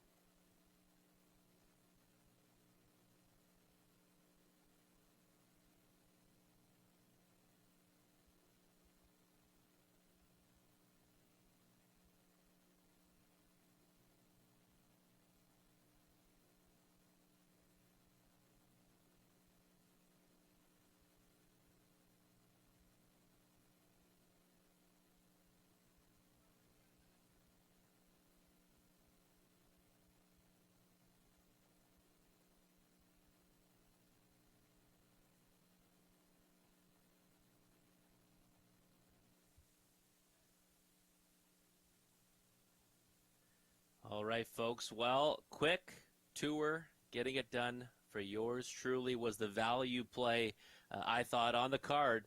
Did not expect 10-1 though. Sugar and I were talking about it, maybe 5-1, 6-1, 10-1. Listen, if I was there live tonight, I would have jumped the fence and leapt into Mike Horner's arms. I was so excited to see that one get down from the clouds too. You don't see that too often here at the Raceway. Well, we're going to sweat out this late pick 5. Hopefully we get there. But now it's time for the late pick 4. Same takeout, 15%. Guarantee $7,500. Let's take a look at our tickets. We're going to go with Sugars first, as always. Let's see it on screen here. And I think we're both spending a little bit more for a pick 4 sequence. And I like, what we're doing here. And usually I'm someone who is a big advocate of having a single. I don't have one, neither does Sugar, but I think the sequence merits that. So in this one here, Sugar's going to use the 3 and 8. Outlaw Grabbing Gears and JJ Powerball. He's then going to take it all in race number 10. And I think that it's a difficult event.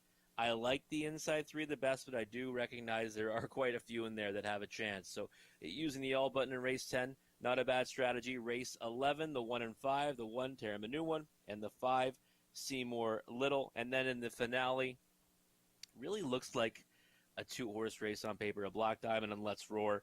And, Sugar agrees. So 2 by 2 by 2. That ticket's going to cost you $12.80 for a 20-cent ticket.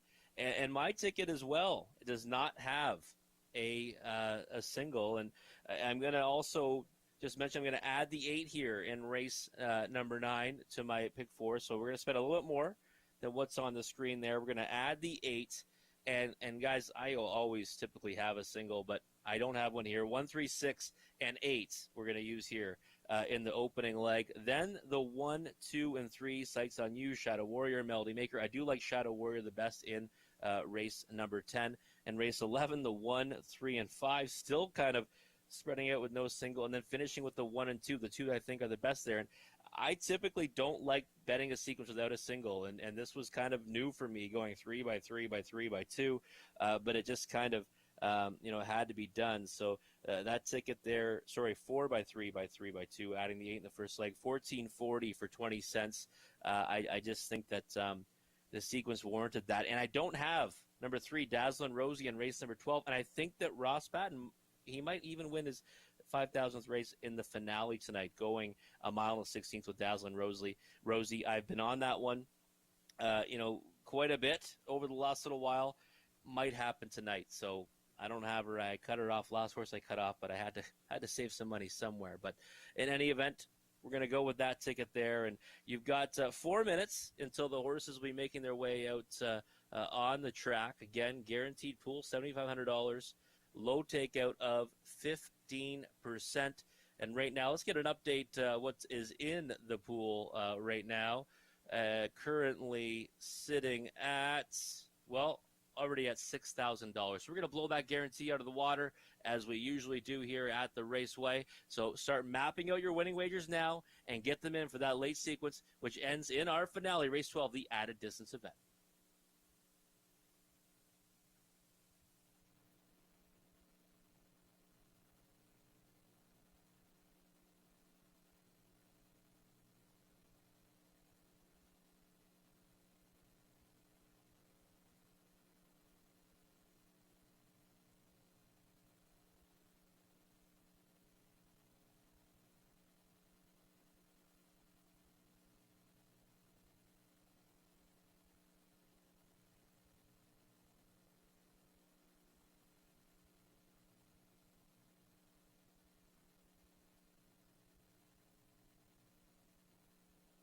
Live money still in play for a late pick 5. So a sharp job now after the upset victory at 10-1 by Quick Tour.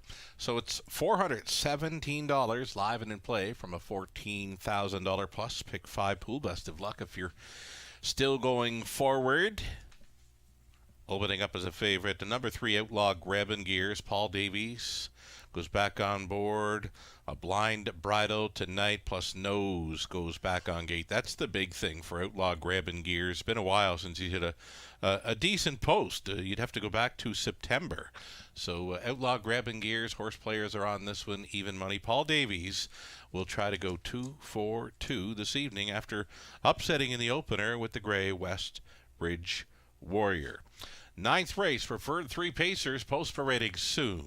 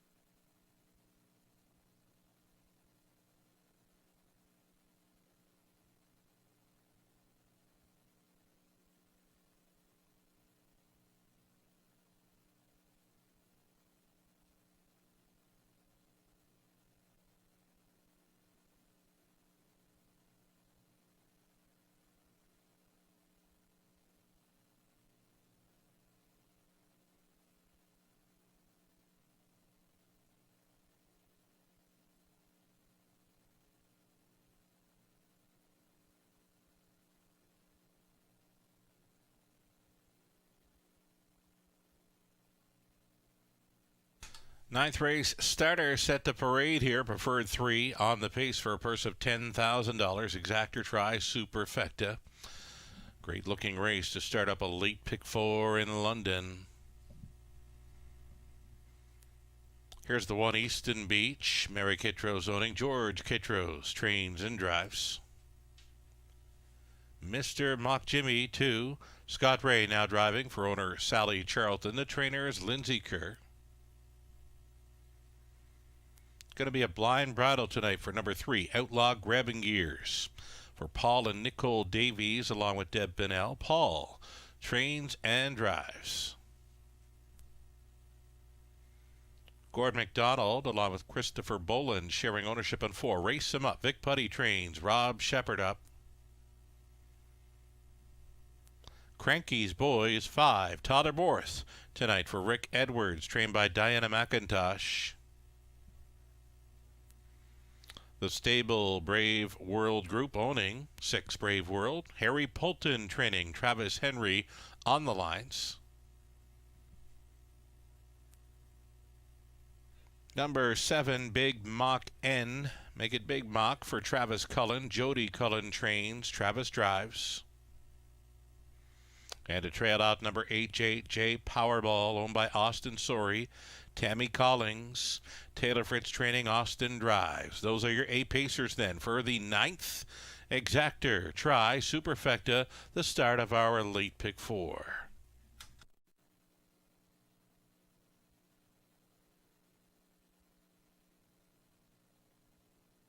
Here's a look at number 3, Outlaw Grabbing Gears. Horse players are on this. I'm on this. And Robert Reed Jr. selecting Outlaw Grabbing Gears to win it at a post 3. Offering a 9 to 5 thus far, gets a bridle change. Paul Davies goes back on, and the key for me, Robert, is nose on gate. Oh, definitely. You see this horse trailing posts and back-to-back efforts. Still got away well, got away third in both of them, but I just love the fact that nose on the gate tonight, like the equipment change. And we've already seen Paul Davies with one trip to the winner's circle earlier on in the evening, and 9 to 5 on the board. No surprise this one's taking money, and Sugar, we're both still kicking in a nice pick 5 sequence here after a 10 to 1 shot with Quick Tour. Yeah, you know what? 10 to 1 on Quick Tour. That was a surprise. Even the 9 to 2 in that opening leg with the Building Hope one that went downtown to start it up. That was a great price for value to start it up. Then you got the heavy favorite, and then, like you said, when the morning lied Quick Tour at 10 to 1, it might have had people overlooking them.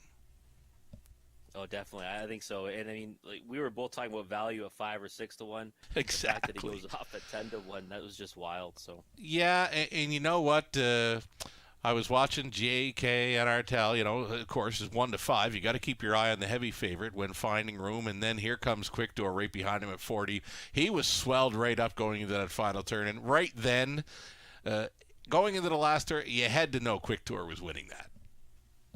I was hoping. But when you've got them bet, you sometimes don't count your chickens until they're hatched, right? So well, I was sweating right till the wire. I'm glad you were confident though. Tell you what, best bet selection returning 10 to 1, a juicy 10 to 1, and a nice steer by Horner to get him there. Congratulations, nice selection, Robert. All right, thank you, sir. Alrighty, let's look at your second best pick here. Number 6, Brave World. This one kind of missed my radar. He hasn't started in about 3 weeks. Goes out for the stable group. Travis Henry on board. Does have early speed, but he's got quite a bit towards his inside there. Race him up, and Outlaw Grabbing Gears are going to be busting here, I'm thinking. Yeah, there are quite a few inside of him that are probably going to leave. Even Easton Beach, I don't think he's going to grab too many spots from the pole position either. But Brave World's one that I saw at Grand River quite a bit over the course of the summer, and like some of his efforts there, he's one that can leave out or leave out, sit a trip, and I think also he doesn't necessarily need the front to be effective. And 7 to 2 on the board right now, one that's I put in the second spot, and I just think that his last few racing the preferred 2, racing some pretty decent horses. Those are some nice horses: Mikey Camden, Groovy Joe, right, and Smooth Lou. Mm-hmm. So for me, it's more so just a maybe slightly easier competition tonight. Maybe he can get a piece of it here. 7 to 2, I'd say, is about the right price. All right, a couple more maybe to think about here. You've got the return of Easton Beach with a rail advantage, though he's another one that's missed about 5 weeks of action for Ketros, though went out on a winning note a couple of times.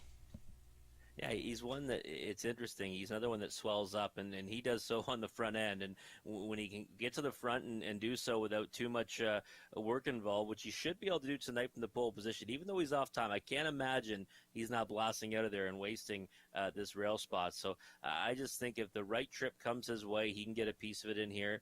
6 to 1 on the board. Knew he'd be more than that morning line being off time, but I think 6 to 1, is probably about the right price and not a bad one, really. Right. We've talked about a lot of speed in here. I see tons of speed. I mean, if Outlaw Grabbing Gears makes front and goes along unchallenged, it's going to be very tough to take him down. But there's a host of levers in here, and if it gets crazy, it could set it up for the trailing horse. JJ Powerball's been impressive in his last 2. Yeah, I know that's what people on Twitter actually message and say that that's who they like in here, and I know that you like this horse too, Sugar, and I'll be honest, today I originally sent my selections in and then had to make an amendment when I kind of went back and looked at the races again. I put him in my 4th spot and added him into my multis. Yeah, I think that, you've seen 3 starts for Taylor Fritz so far, and one was a nice victory, 2 back. Last time, post 7 here, when parked a long way and then finished second to Groovy Joe. Well, Groovy Joe was an acre the best on that occasion. So I think that JJ Powerball is a lot to like, and right now 8 to 1 on the board, that's a big overlap. That's the best price on the board right now for value, and I tell you what, if he can get the job done here, it's setting up all right for me on an all button for race number 10 to complete the pick 5, because there's some nice prices involved. That'll be the no sweat, because you won't have to sweat on winning a ticket, but you'll be sweating on some big payoffs. Right on. Here we go. It's the Top Class Pacing event in London, set to go postward to start up our late pick 4. It's a preferred 3 featuring Easton Beach, Mr. Mock Jimmy, Outlaw grabbing gears. Race him up. Cranky's boy, Brave World. Big Mock is outside, trailing out JJ Powerball. 1/8 of a mile from the start.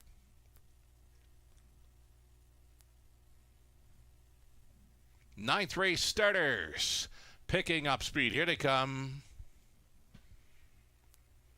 And away they go. First to show, Outlaw grabbing gears for Paul Davies. So along the inside, Easton Beach with early speed. Brave World left out into the top 3. Bending through the opening turn, Easton Beach away for a while, but finds himself on the lead in London. The lead is 2 full lengths with Outlaw grabbing gears, pocketing up in second. Brave World looks at it from third. Fourth best away for Race Him Up. JJ Powerball is a midfield 5th, coming ahead of Mr. Mock Jimmy. Then it was Cranky's boy. Big Mock is trailing. Opening quarter mile, 28-2. Easton Beach released here at 8-1 in front. The lead is still 2 full lengths with Outlaw grabbing gears. Biding his time in second, third, and in for Brave World, a move to the outside and fourth. Now there goes Race Him Up. JJ Powerball will look to latch on to cover here with just over a lap to go. Easton Beach in control. Outlaw grabbing gears for the trip. Race Him Up. Still under tight lines, though, getting chased up a bit now by Shepard. The half was 57-4. Easton Beach the leader. Outlaw grabbing gears, Race Him Up, a buried fourth now for Brave World. JJ Powerball setting it up second over and off the back end. Big Mock to the backside now. Here comes Race Him Up and after Easton Beach.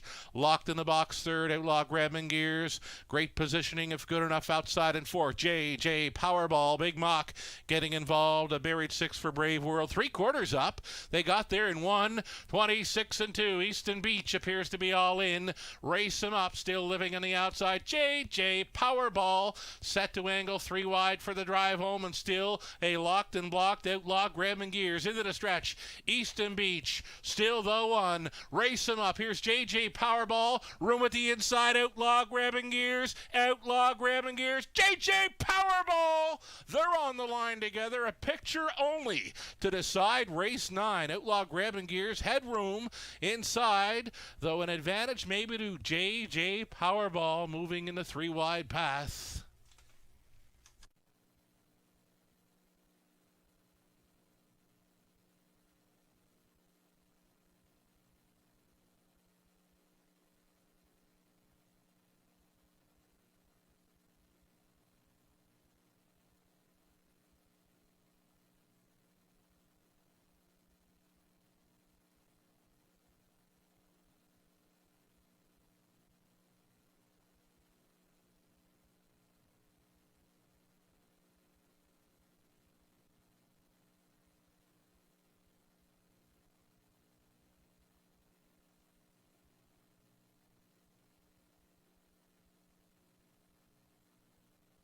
What a horse race, what a finish, and a win photo.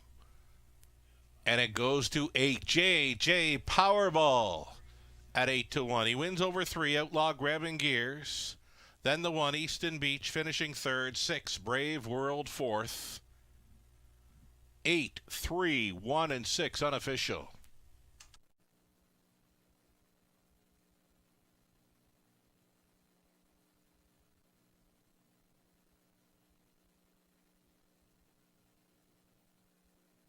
Returning to the winner's circle, Austin Sorey with a multiple driving win night.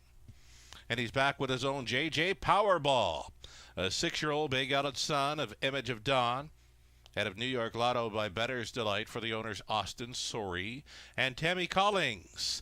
Taylor Fritz trained Austin Sorey, driven to win. 156-1, a perfect steer here, second over toe up, and a 3 wide path through the stretch to victory. In a preferred 3 event, JJ Powerball, 18th career win, is third on the season, home and cooled here in 156-1. Congratulations.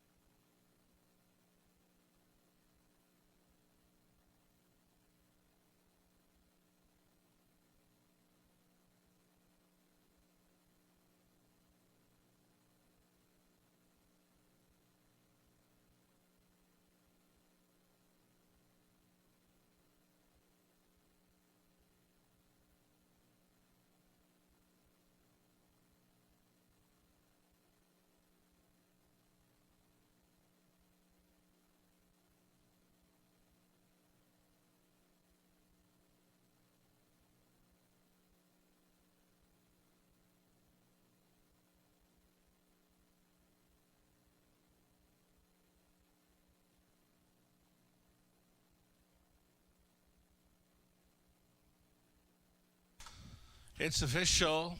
1950 in the nose for JJ Powerball. That exactor coming back at 81.20. Crazy good payout. Dollar try, 142.10. The super for $1, 545.45. 20 center worth 109.09. Easton Beach was third. Mr. Mock Jimmy seventh. Outlaw Grabbing Gear second. Race 'em Up was sixth. Cranky's Boy 8. Brave World fourth. Big Mock was fifth. JJ Powerball a race winner. 28 and 2, 57 and 4, 126 and 2, and the mile was 156 and 1. JJ Powerball on top. The rundown 372, 68, 4, 5 and 1. Race 10 is next. Exactor Try Superfecta. Pick 3 gets underway here. You've got 9 minutes to think about it.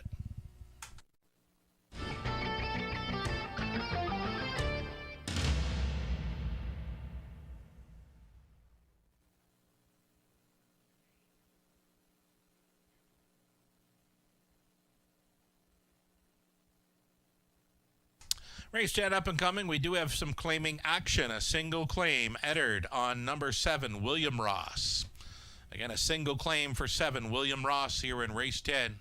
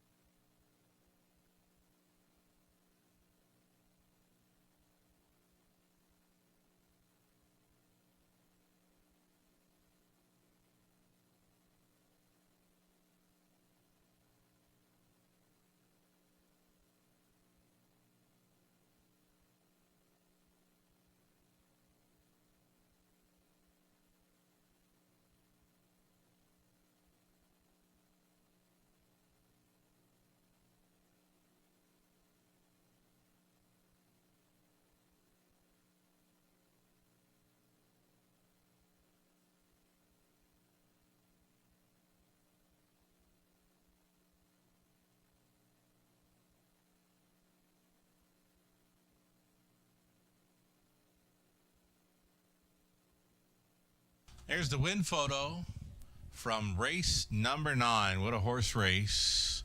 What a finish. As JJ Powerball up at the final strides there, just a nose out. Outlaw Grabbing Gears, who was finding room along the inside, and then the pace setter doing all the work in there was Easton Beach, and he stayed on for third. Great horse race, though.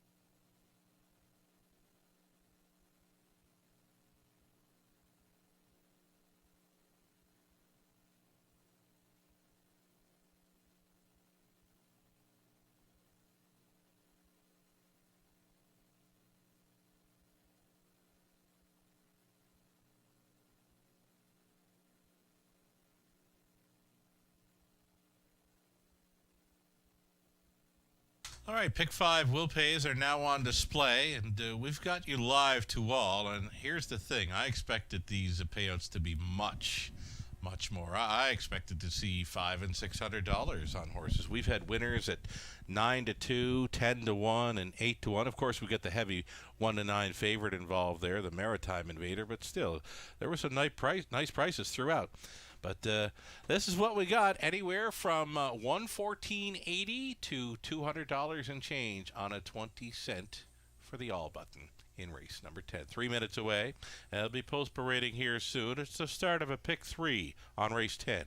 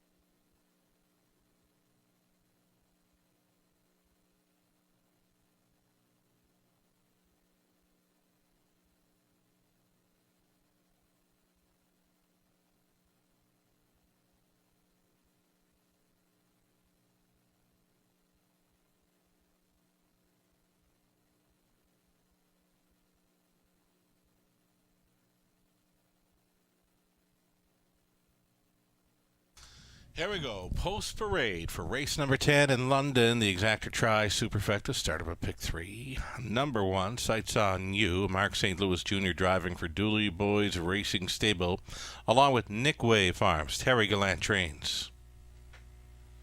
Shadow Warrior, post 2. Tyler Borthon for Chris Kane. Keith Cullen. Keith trains. Nurko Sogolovic, along with Craig Barr, share the ownership on 3. Melody Maker with Craig training. Travis Henry up. Ali Flight, the 4. A number of equipment changes. This one leased by Cody Carther. Nick Stewart trains and drives. Michelle Sherman, Sean Hyatt, Dave Simpson on the ownership line of 5. Ranger Hanover with Sean training. Scott Coulter. Editorial 6, Lauren House driving for Hut Racing Stable, trainer Scott McNiven.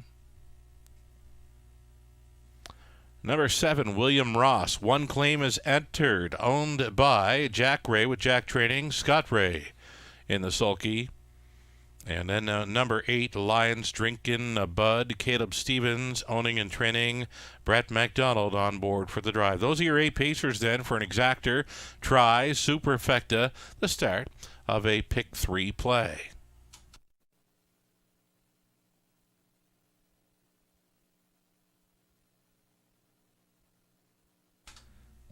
Okay, so we're going to get a look at a value player right now. This is 10-1, a number 2 Shadow Warrior, and this is a top selection for Robert Reed Jr. And Robert, my message box, my Twitter, it's blowing up. People are saying, what's wrong with these prices on the end of the pick 5?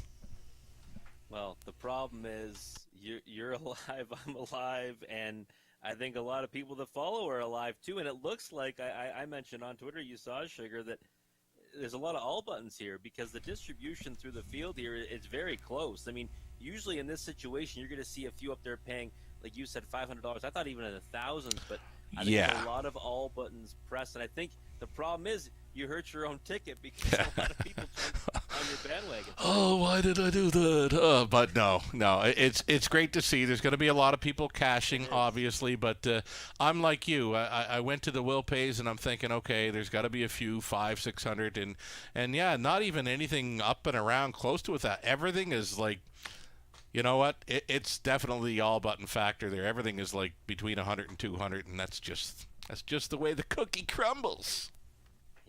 Yeah, I think it's great. I mean, we've had a pretty good night, I think, and I hope people are following along. And hey, if we can help people, that's great. But hey, you know what? We wouldn't mind being able to cash a little bit too, right? Right. Yeah. No, the messages are still coming in. The guys betting for 30 years and wondering where these pays are coming from. So anyway, feeling for you out there, and well, there's going to be lots of winners on it anyway. So let's get back to race number 10 then to complete this pick 5. Let's talk up number 2 Shadow Warrior here, Totterborth. Yeah, I'm shocked at the price right now. Yeah. I really am. I'm looking at the board, seeing 8-1. I just saw a big score down by Tyler Borth. Of course, he had a huge night last night. Yeah. I see a couple of trailing posts. That was a non-winners of 15,000 life. Now you're back to the condition claimer where if you go to September 9th at Flamborough Downs, similar type of class was an easy winner. So for me, I looked at this race and said Shadow Warrior is my top selection. I was expecting this one to go off as a favorite. Might still see something happen closer to post time. Just dropped down 4 points as we started talking about this one. So Shadow Warrior, my top selection. I think this one's going to be pointed towards elite tonight. Couldn't do it in each of his last 2. He looks all right. Fine looking, the son of Shadow play here. Let's go to the rail then with Sights on You. Mark St. Louis on board for Terry Gallant. The Maritime connections involved with Sights on You, and a much improved post. You look through the program lines and there's nothing close to a rail. No, not even, right? You look through that those lines there and you see just a lot of outside posts. The best post he's had is post 5 in his last 6. He's had some 7 holes, so you got to think this one's going to be pointed towards the front tonight. You can't waste the pole position when you get it, especially after you've been drawing poorly. 3-2 on the board. I thought we'd see the 1 and 2 both be bet down significantly, with the 2 being the favorite and the 1 being the second choice. But it's no surprise too. You get Mark St. Louis Jr. in the bike and the rail to work from. Someone said earlier tonight when I said Real Wicked might not go to the front, someone said Mark St. Louis is driving the horse, Rob. So it was actually Ryan Willis, of course. Right? He's always going to point that out. Well, it's, you know what, Mark has joined us here this past week, and when he's sending, he rarely takes back, and it may be the intimidation factor, right? Like, he'll stay out there, he'll keep coming.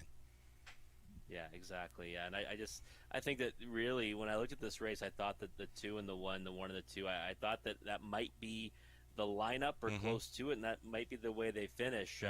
I do agree on form, though. You could certainly get to an all-in here. Okay, Craig Barr is sending out number 3, Melody Maker. Took plenty of action last time out, but just the trip didn't work out from post 7. A much improved post this time. Yeah, it was a brutal trip last time in post 7. Stuck out pretty much the whole way early anyways, and still stuck around for fourth, and missed just by half a length 2 back at Flamborough in a similar condition claimer. 6-1 on the board. I think this one's kind of an overlay as well, to be honest. I just thought that Melody Maker, figured in here and was my peripheral horse just in behind the inside too. Number 7, William Ross, the claim has entered, so Team Ray, they're going to have this one on go. Yeah, definitely, right? There's no tomorrow claim entered. And if you go back to those lines, like even last time in a straight numbers of 15,000 life, finished second and raced pretty well to do so. And you look at this horse's, 3 wins out of 18, but 12 out of 18 in the top 3. So this horse is always either, close or knocking on the door. So William Ross, if it wasn't for that post 7, I think it would be a much shorter price than the 4-1 right now. And the thing is, with the claimed piece of it, we're going to see this horse likely forwardly placed. So maybe the post won't matter as much. Right on. Get this. If 6, Editorial, happens to win at 25-1, the pick 5 comes back at $199 for 20 cents. Oh, it stings. Anyway, here we go. Race 10. You'll be talking to yourself for days. Sure. Right. Oh, boy. Race 10, lining up behind the gate. Sights on You. Then we got Shadow Warrior, Melody Maker, Alley Flight, Ranger Hanover, Editorial, William Ross with the claim entered, and Lions Drinking a Bud is in the trailing spot. So there you have it. 7 starters on gate, plus 1 late to round out a late pick 5 in London. Let's do this thing. There is 16th out. Here they come. They're off and off stride at the start. William Ross. The 7 has gone to a break. Melody Maker left on out of there for Travis Henry along the pylons. Sights on You. Those two together. Sights on You using that rail to the advantage. Will grab control. Pocketing up now. Melody Maker away in 3rd. Shadow Warrior. And from the trailing spot to be 4th, Lions Drinking a Bud. Next in line 5th for Ranger Hanover. Then it's back to Alley Flight. William Ross has regrouped, is floating on up there to be 7th best on the outside. Treading the field was Editorial. 28-4, opened it up. Sights on You, closed up as a 6-5 People's Choice. Melody Maker tripping out this week, thinking about it, and making the move to the outside in 3rd. Is Shadow Warrior providing cover to Lions Drinking a Bud, getting underway. They begin to pair up now. It's going to be 4 in. It's going to be 4 out with just over a lap to go in the 10th. Sights on You, still tugging on St. Louis. 2nd best, Melody Maker, an uncovered 3rd for Shadow Warrior. Going back to pylons there was Lions Drinking a Bud. Rolling off stride was Alley Flight. So back to 5th, we've got Ranger Hanover with William Ross, Editorial, and a gapped off Alley Flight. 59 seconds, a well-rated halftime, and chased up now as they race down the backstretch. Sights on You. Right on the bit in 2nd, Melody Maker. Travis Henry's got horse, so he's got to go. 3/4, 128-1. Melody Maker pulls from the pocket, and now will challenge Sights on You as these two fight on towards the finish. Shadow Warrior is battling for 3rd against a Ranger Hanover, and angled wide for the drive will be Lions Drinking a Bud. Into the stretch, Melody Maker, a neck in front. Sights on You, trying to find more, but it ain't going to happen. It will happen for Melody Maker. Henry on board for bars. Sights on You was 2nd, Shadow Warrior 3rd. A Ranger Hanover completes a superfecta at 158-4.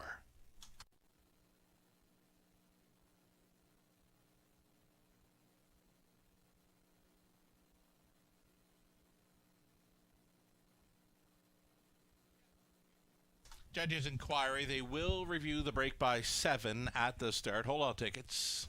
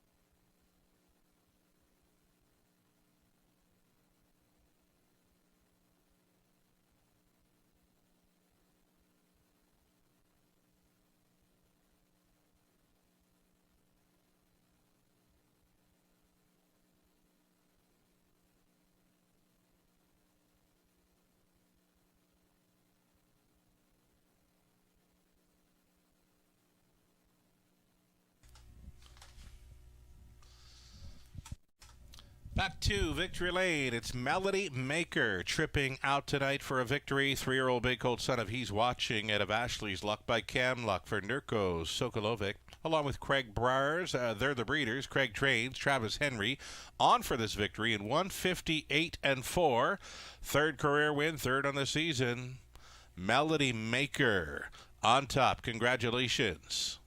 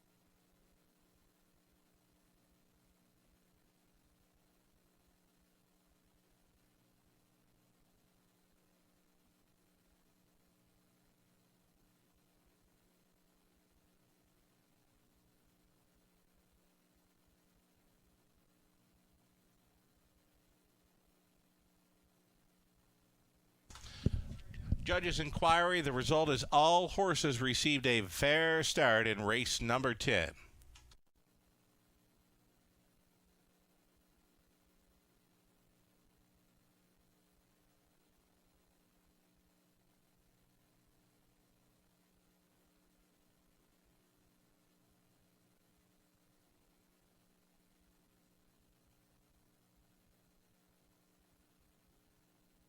It's official then. Sights on You was second. Shadow Warrior third. Melody Maker won it. Alley Flight 8. Ranger Hanover fourth. Editorial fifth. William Ross was seventh. Lions Drinking a Bud sixth. 28-4. 59. 128-1. The mile of 158-4. That was Melody Maker. From the top, a 231, 845, 76. 790 on a win ticket. Exactor 1720.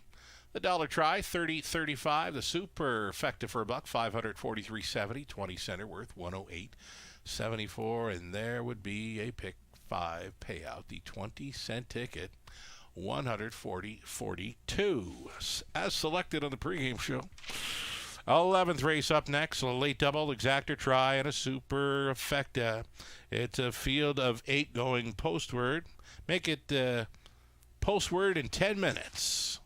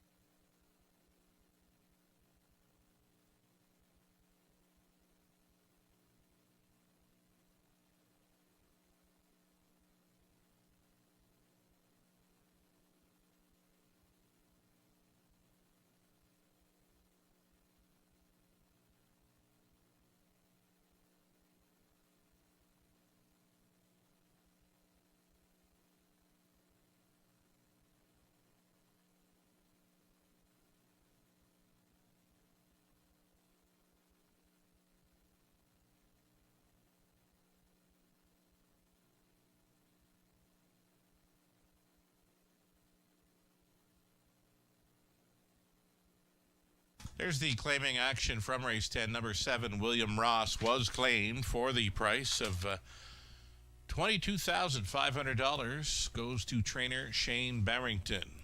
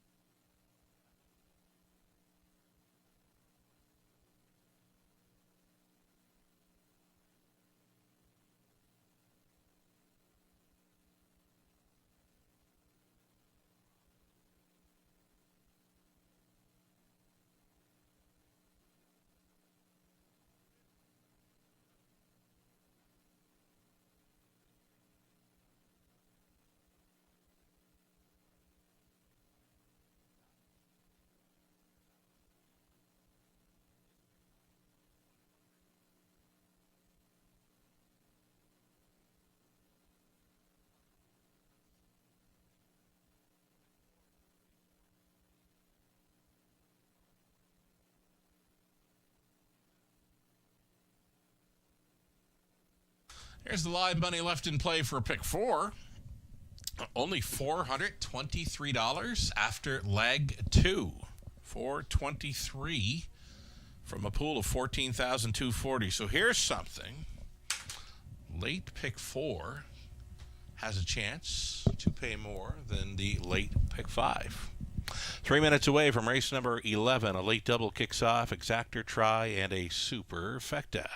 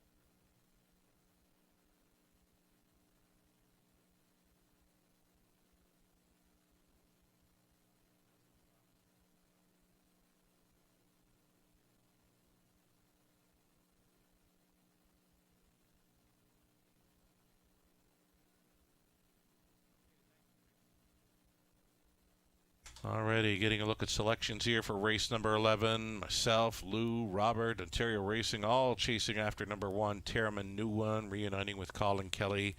Plus the rail to work with. You can see he does like to be on or near the lead. Just missing here in 57 and 4, 2 back when leaving from post 5. Did make front, though he has missed about 3 weeks of action.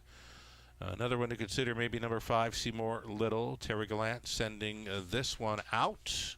Mark St. Louis Jr. on board. Robert Reed Jr. selecting 3, Mr. J.R. for the deuce after finishing second best over Flamborough in a quick time of 57 and 2. And his latest, a little over a minute, and we'll see them on post parade here soon.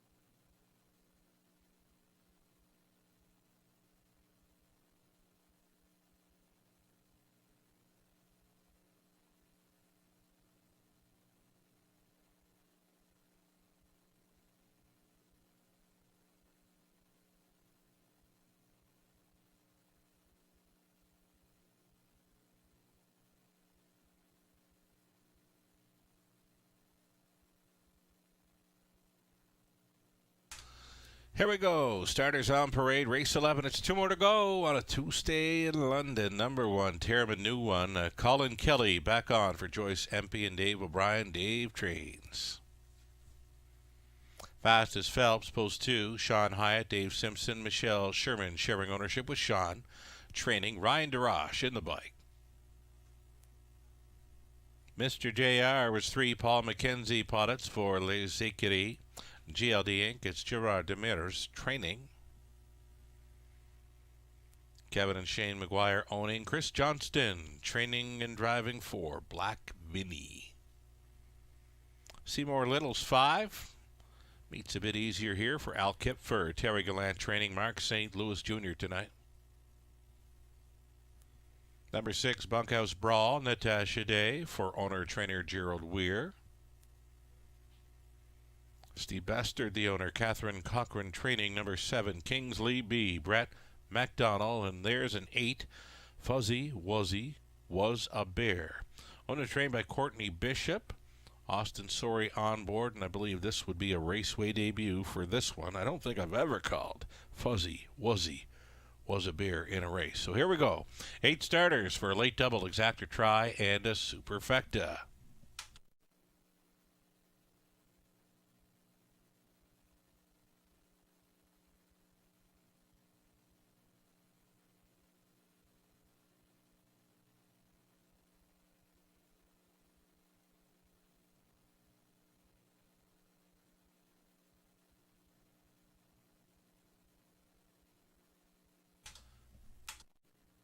There's a look at 7, Kingsley B. A little bit late for the party, but he's in to go. Brett MacDonald on for Bastard and Cochran. 8 pacers then for this late double exactor try superfecta.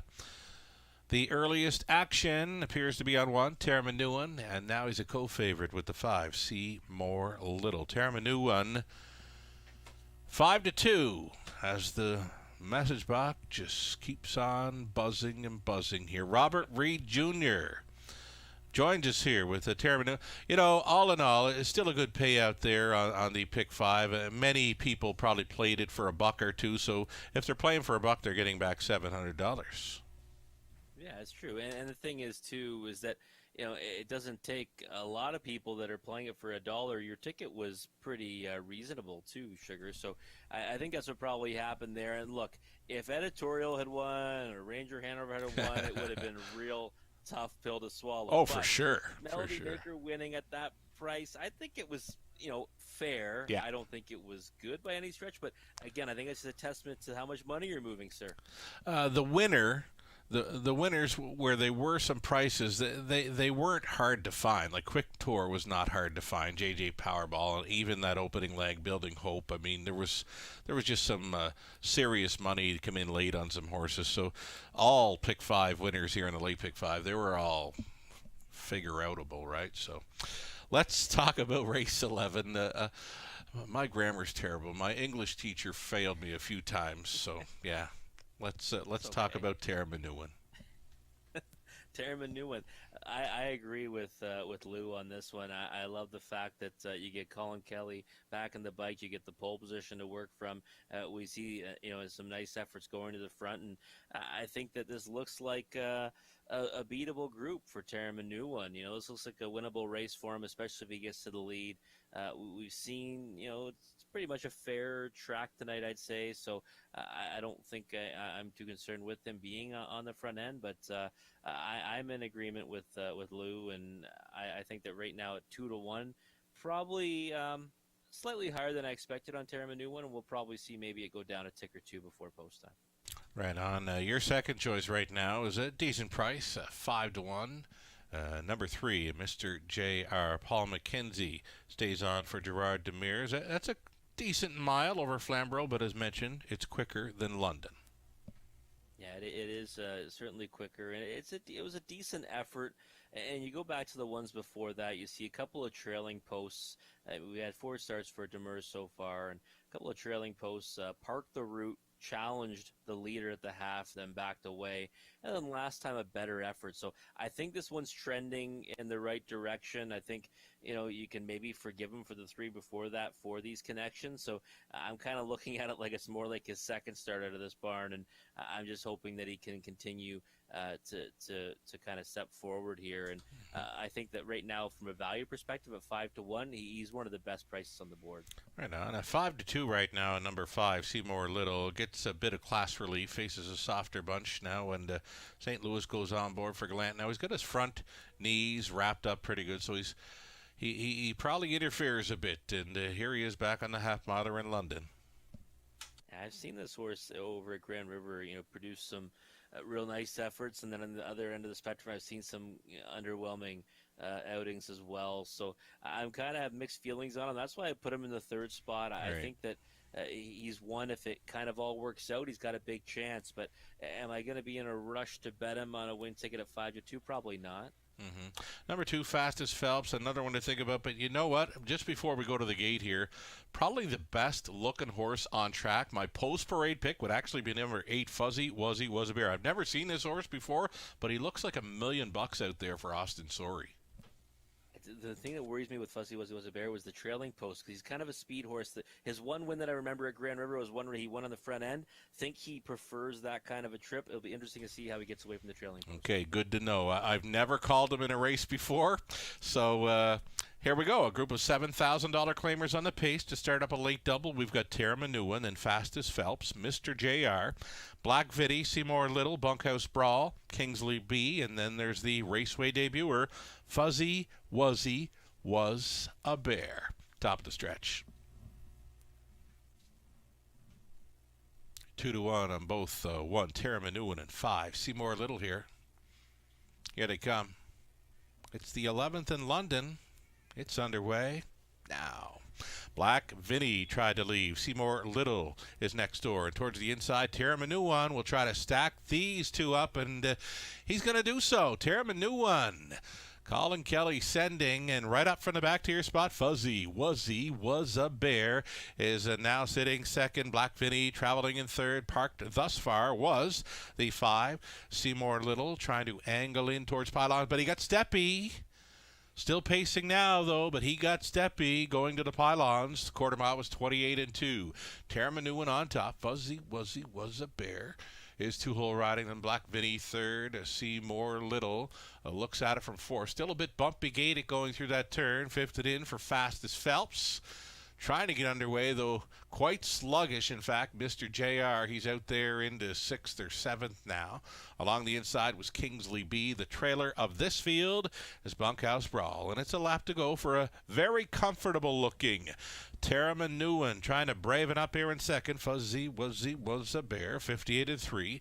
Halftime, Black Vinny continues third, though he's getting a peek to the outside now with 3/8 left to go. And still a bit steppy at a 4th there. Seymour Little, 5th and in for Fast as Phelps. Kingsley B came on through. Bunkhouse Brawl, soon to be 7th. Trailing on the outside will be Mr. JR.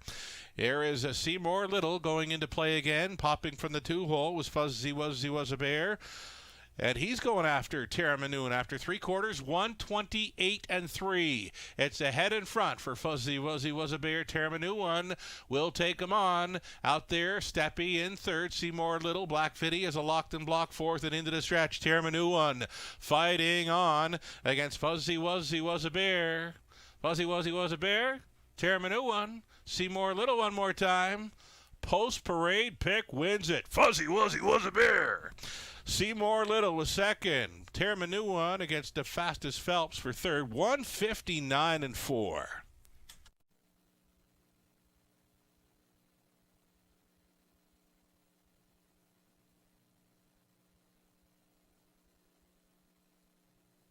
Judges' inquiry here. They're going to review action by number 5, Seymour Little, heading to the quarter. Hold all tickets.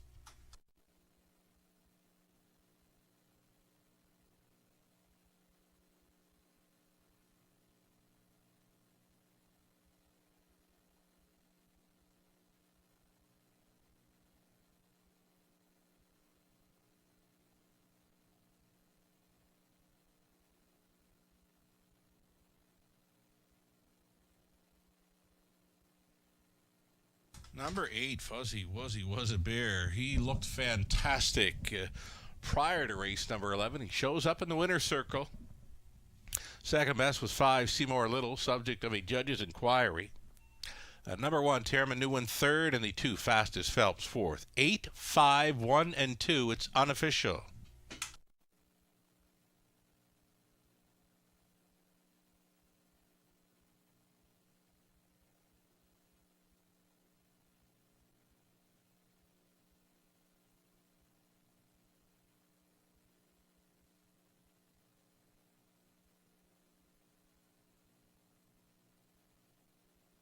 Back down in front.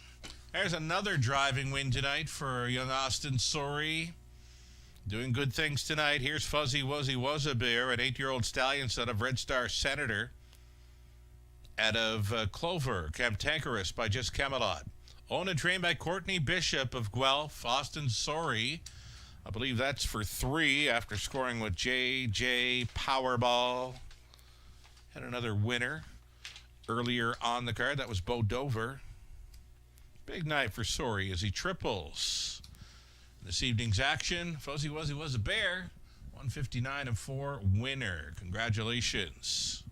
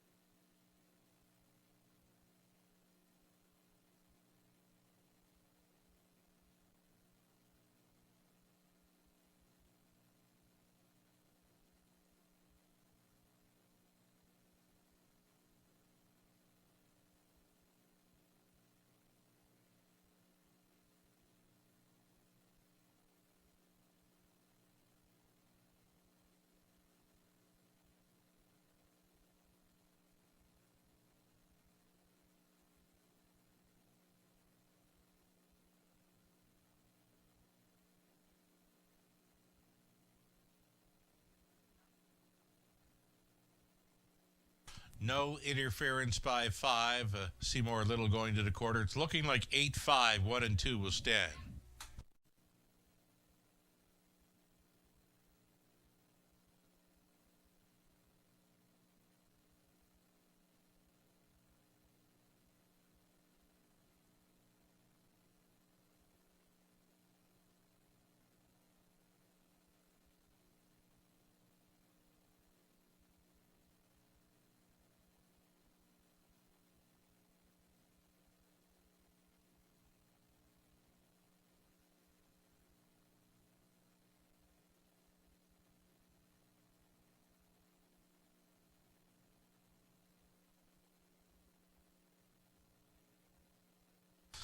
Alrighty, 11th race official, $17 winner there. Fuzzy Wuzzy was a bear. Exactor, $58.30. Dollar try, $118.85. Super for $1, $600. $78.30. The 20 center, it's worth $135.66. So Terriman New won third. Fastest Phelps was fourth. Mr. JR 8. Black Viddy 5th. Seymour Little 2nd. Bunkhouse Brawl was 7. Kingsley B 6. Fuzzy Wuzzy was a bear. Was a race winner. 28-2, 58-3, 128-3, and the mile was 159-4 for the winner. Top down 3-4-8, 5-2-7, 6-1. Austin Sorry with the driving triple tonight. Still got one more with number 8 coming your way. The upcoming 12th race high five finale. 8 minutes to think about it.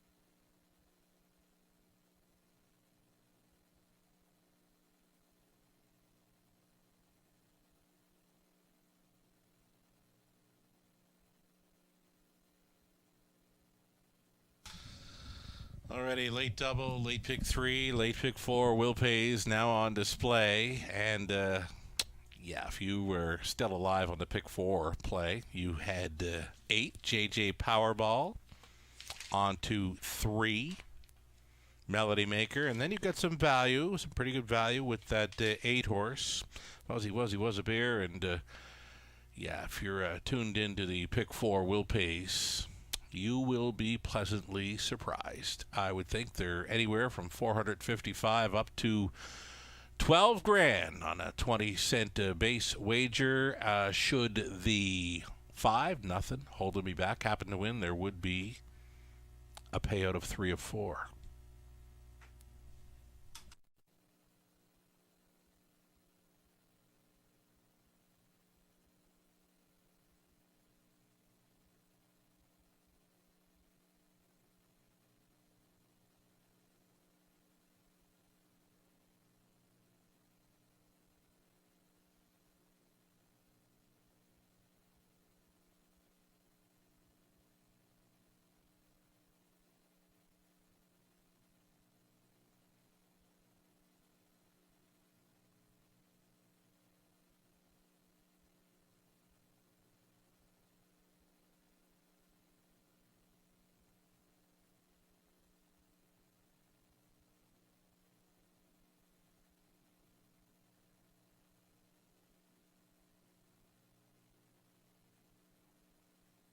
There you see it. Dollar pick 4 Will Pays.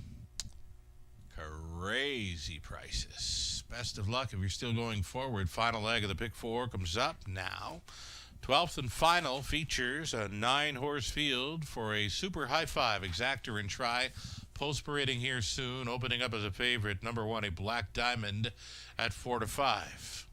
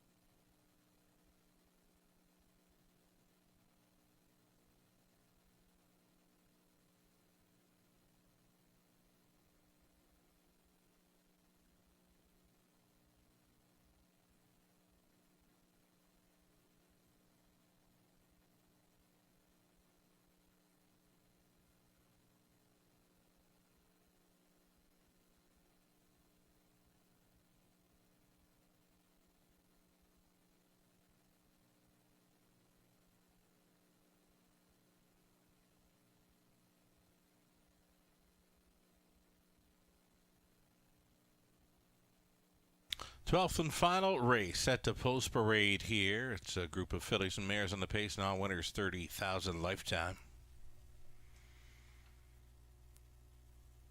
Here's a look at number 1 at Black Diamond. Comes out for owner Brad Gray. Kyle Boston's training. Colin Kelly in the sulky. A Black Diamond, the filly, tries to double up. Number 2, it'll be Let's Roar with Anthony Hahn driving for Hut Racing Stable. The trainer's Meg Crone. Number 3, Dazzlin' Rosie, Ross Batten, owning, training, driving, sharing ownership with Dr. Paul Rutherford. Marlene Marshall, the owner. John Marshall trains for St. Lad's Fiji, Andy Moore. The 5, it'd be Nothing Holding Me Back, Totherborth for Gord McDonald, Doug Good, Gord trains. Then the 6, Steal Me a Treasure, Rob Shepard tonight for Lloyd Stone, Vic Putty, Mike Horwood, and a numbered Canada Inc. Vic does the training. An outside chance for 7, Moonshiners, credit Sean Hyatt, Dave Simpson sharing the ownership with Sean training, Scott Coulter, and a pair of trailers for this high 5. Number 8 coming your way for Cam McQueen and Steve Quinn, Cam trains. Austin Sorey trying to grand slam tonight. And the 9, Cherie Amour for Len Rosine of London, Dave O'Brien training. Natasha Day is in the sulky. Those are your starters. A field of 9 for this exactor, try, and super high 5 play.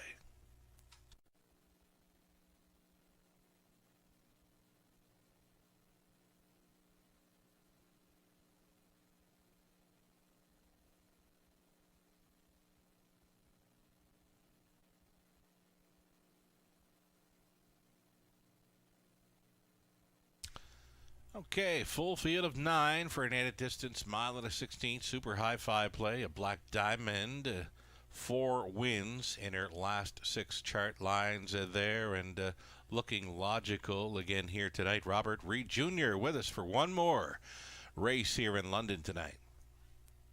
Yeah, how about those pick 4s, by the way? I don't even want to look at them. It's crazy. Yeah. When I looked at the sequence sugar, I said, you know what? I want to kind of give myself lots of coverage because these are going to pay pretty well. Yeah. I never dreamt they'd pay that well. I couldn't really find Fuzzy Wuzzy was a bear beforehand. You pointed out how good he looks in the track. Yeah. And you know what? The only way I think he could get there was if he landed the 2 hole somehow, some way, and he did. So just incredible stuff there. Well, with those pick 4s.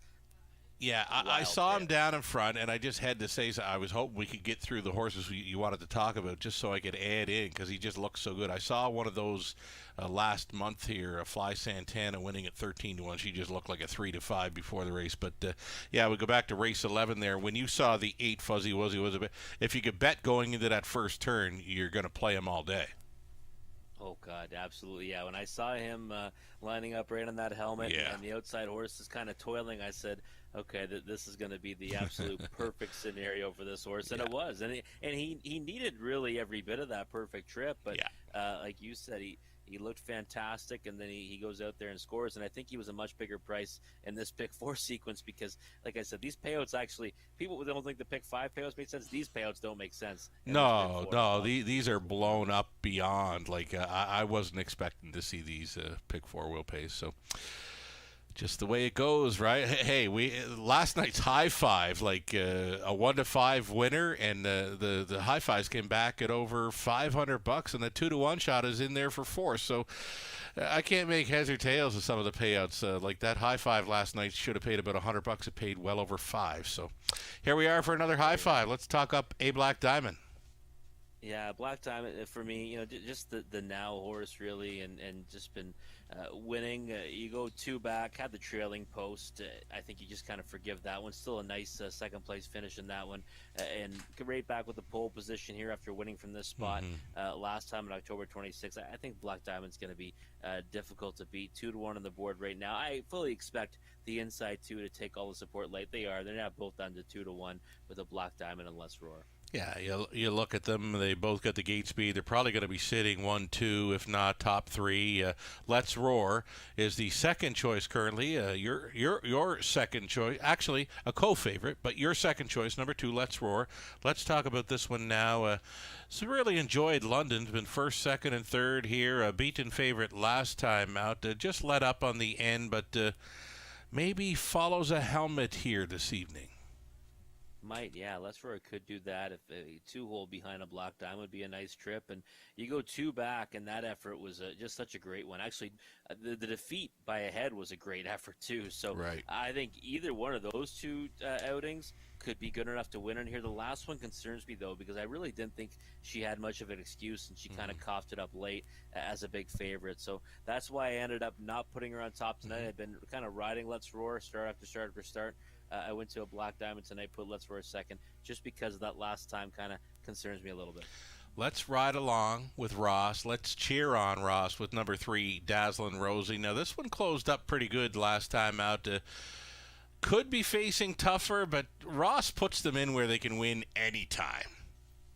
Yeah, and Dazzlin' Rosie is interesting because I think she's going to actually like a little bit of extra distance here. She's one that's always kind of coming at them late, and should be closer tonight too, I hope, I think. And Ross's horses have all been racing really well. I mean, they've all been getting pieces. Of course, getting the win last night to get to 999, and now just one away. This could be the one that does it. Horse got a little bit of buzz on Twitter as well. I think there's some supporters on Twitter for Dazzlin' Rosie here. So, 1 for 17 in the season, but listen, it'd be a nice way to end the night, wouldn't it? It's been a real fun night. Oh, yeah.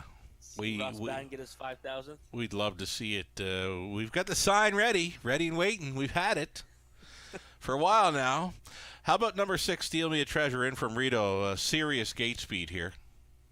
Yeah, serious gate speed, and I thought this horse might get a little more support. 9-1 on the board, one that goes to the front, doesn't usually get the job done. 2 for 21 in the season, hits the board though, frequency 11 or 21. I wouldn't be surprised to see this one try to get forwardly placed instead of trip.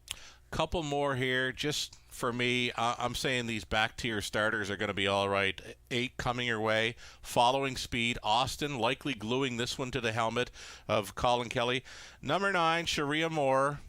If I had another post parade pick tonight, it would be her. She looked kind of good there for Natasha Day, and she's at 9-2. She actually was tugging pretty good on Day, and that's what caught my eye, because this mare, I rarely see her kind of pull any, and she's looking very sharp tonight. So, Robert Reed Jr., always a pleasure. Great job on the commentary, tickets, and race selections, the best bet, and all that kind of stuff. Great to have you with us again. All right, thanks, Sugar. Looking forward to next week already, sir. Right on. Here we go. A full field of 9 for the added distance high 5 finale, picking up speed. 12th race in London. It's go time. They're rough. A host of levers here. Moonshiner's Credit, Steal Me a Treasure, Nothing Holding Me Back. Towards the inside, a Black Diamond. It was the killer. Crossover, Moonshiner's Credit, made front. A Black Diamond already peeking from the pocket. Colin Kelly rousing her up as they straighten for the backside run. A Black Diamond closed up as the 4-5 choice and will lead. Moonshiner's Credit into the holding pattern second. Right on the bid in third is coming your way for Sorry. Pylon position for the extreme long shot fourth. That is Nothing Holding Me Back at 70-1. A midfield fifth for Let's Roar. Then we go back to Dazzlin' Rosie.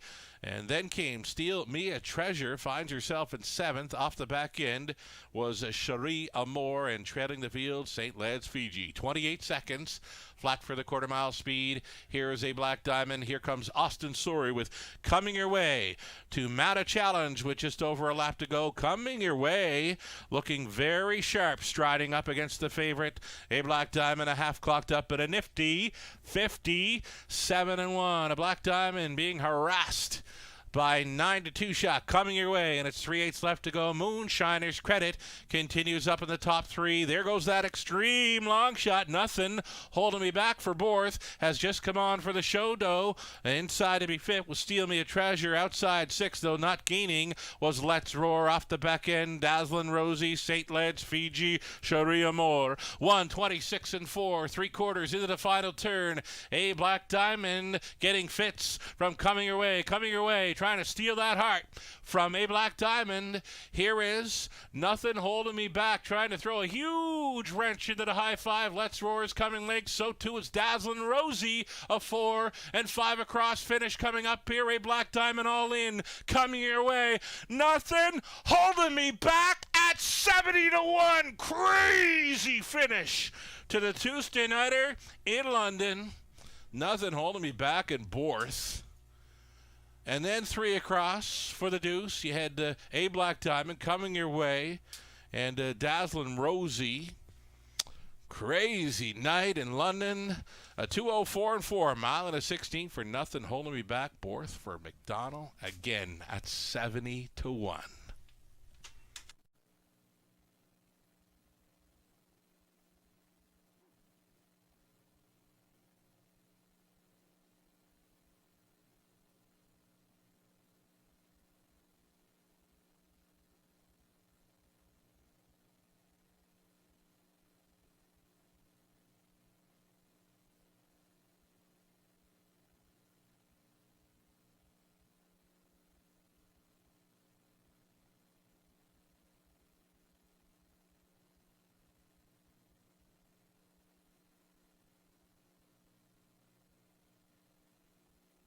Five on top here. Nothing Holding Me Back. 5, 8, 1, 3, 2. 5, 8, 1, 3, and 2. Top 5 unofficial.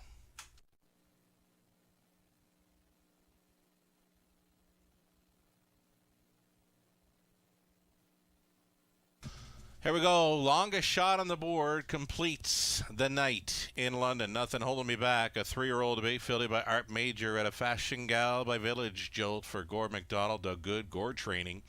Totterworth for the huge upset at 70-1. Nothing Holding Me Back for the edit distance. Her second career win, second on the season. Tonight it's 2-4 and 4 for the mile and a 16th. Congratulations.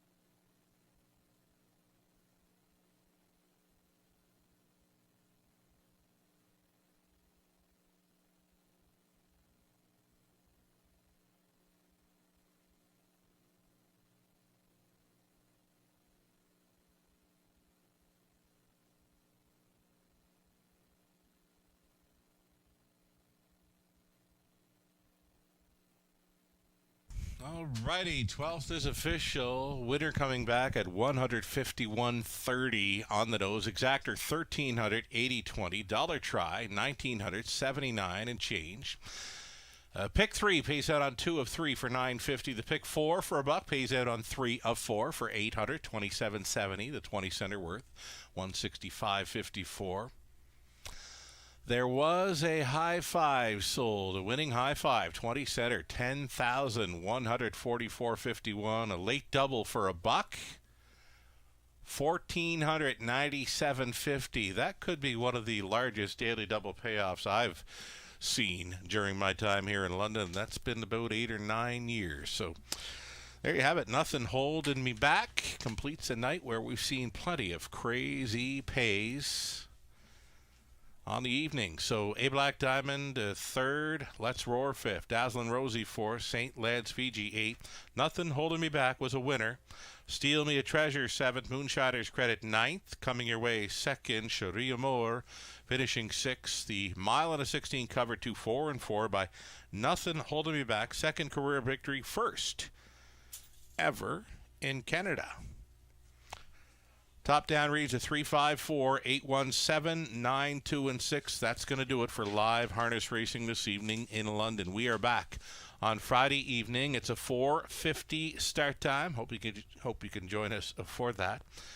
And thanking Robert Reed Jr. for his solid commentary throughout the night. He is with us each and every Tuesday throughout this race meet. Great job tonight, Robert. And to the horse people, great show on track. To the horse players, we appreciate your support. For the Eye in the London Sky, Sugar Doll, have yourself a great evening. Again, we'll talk to you on Friday.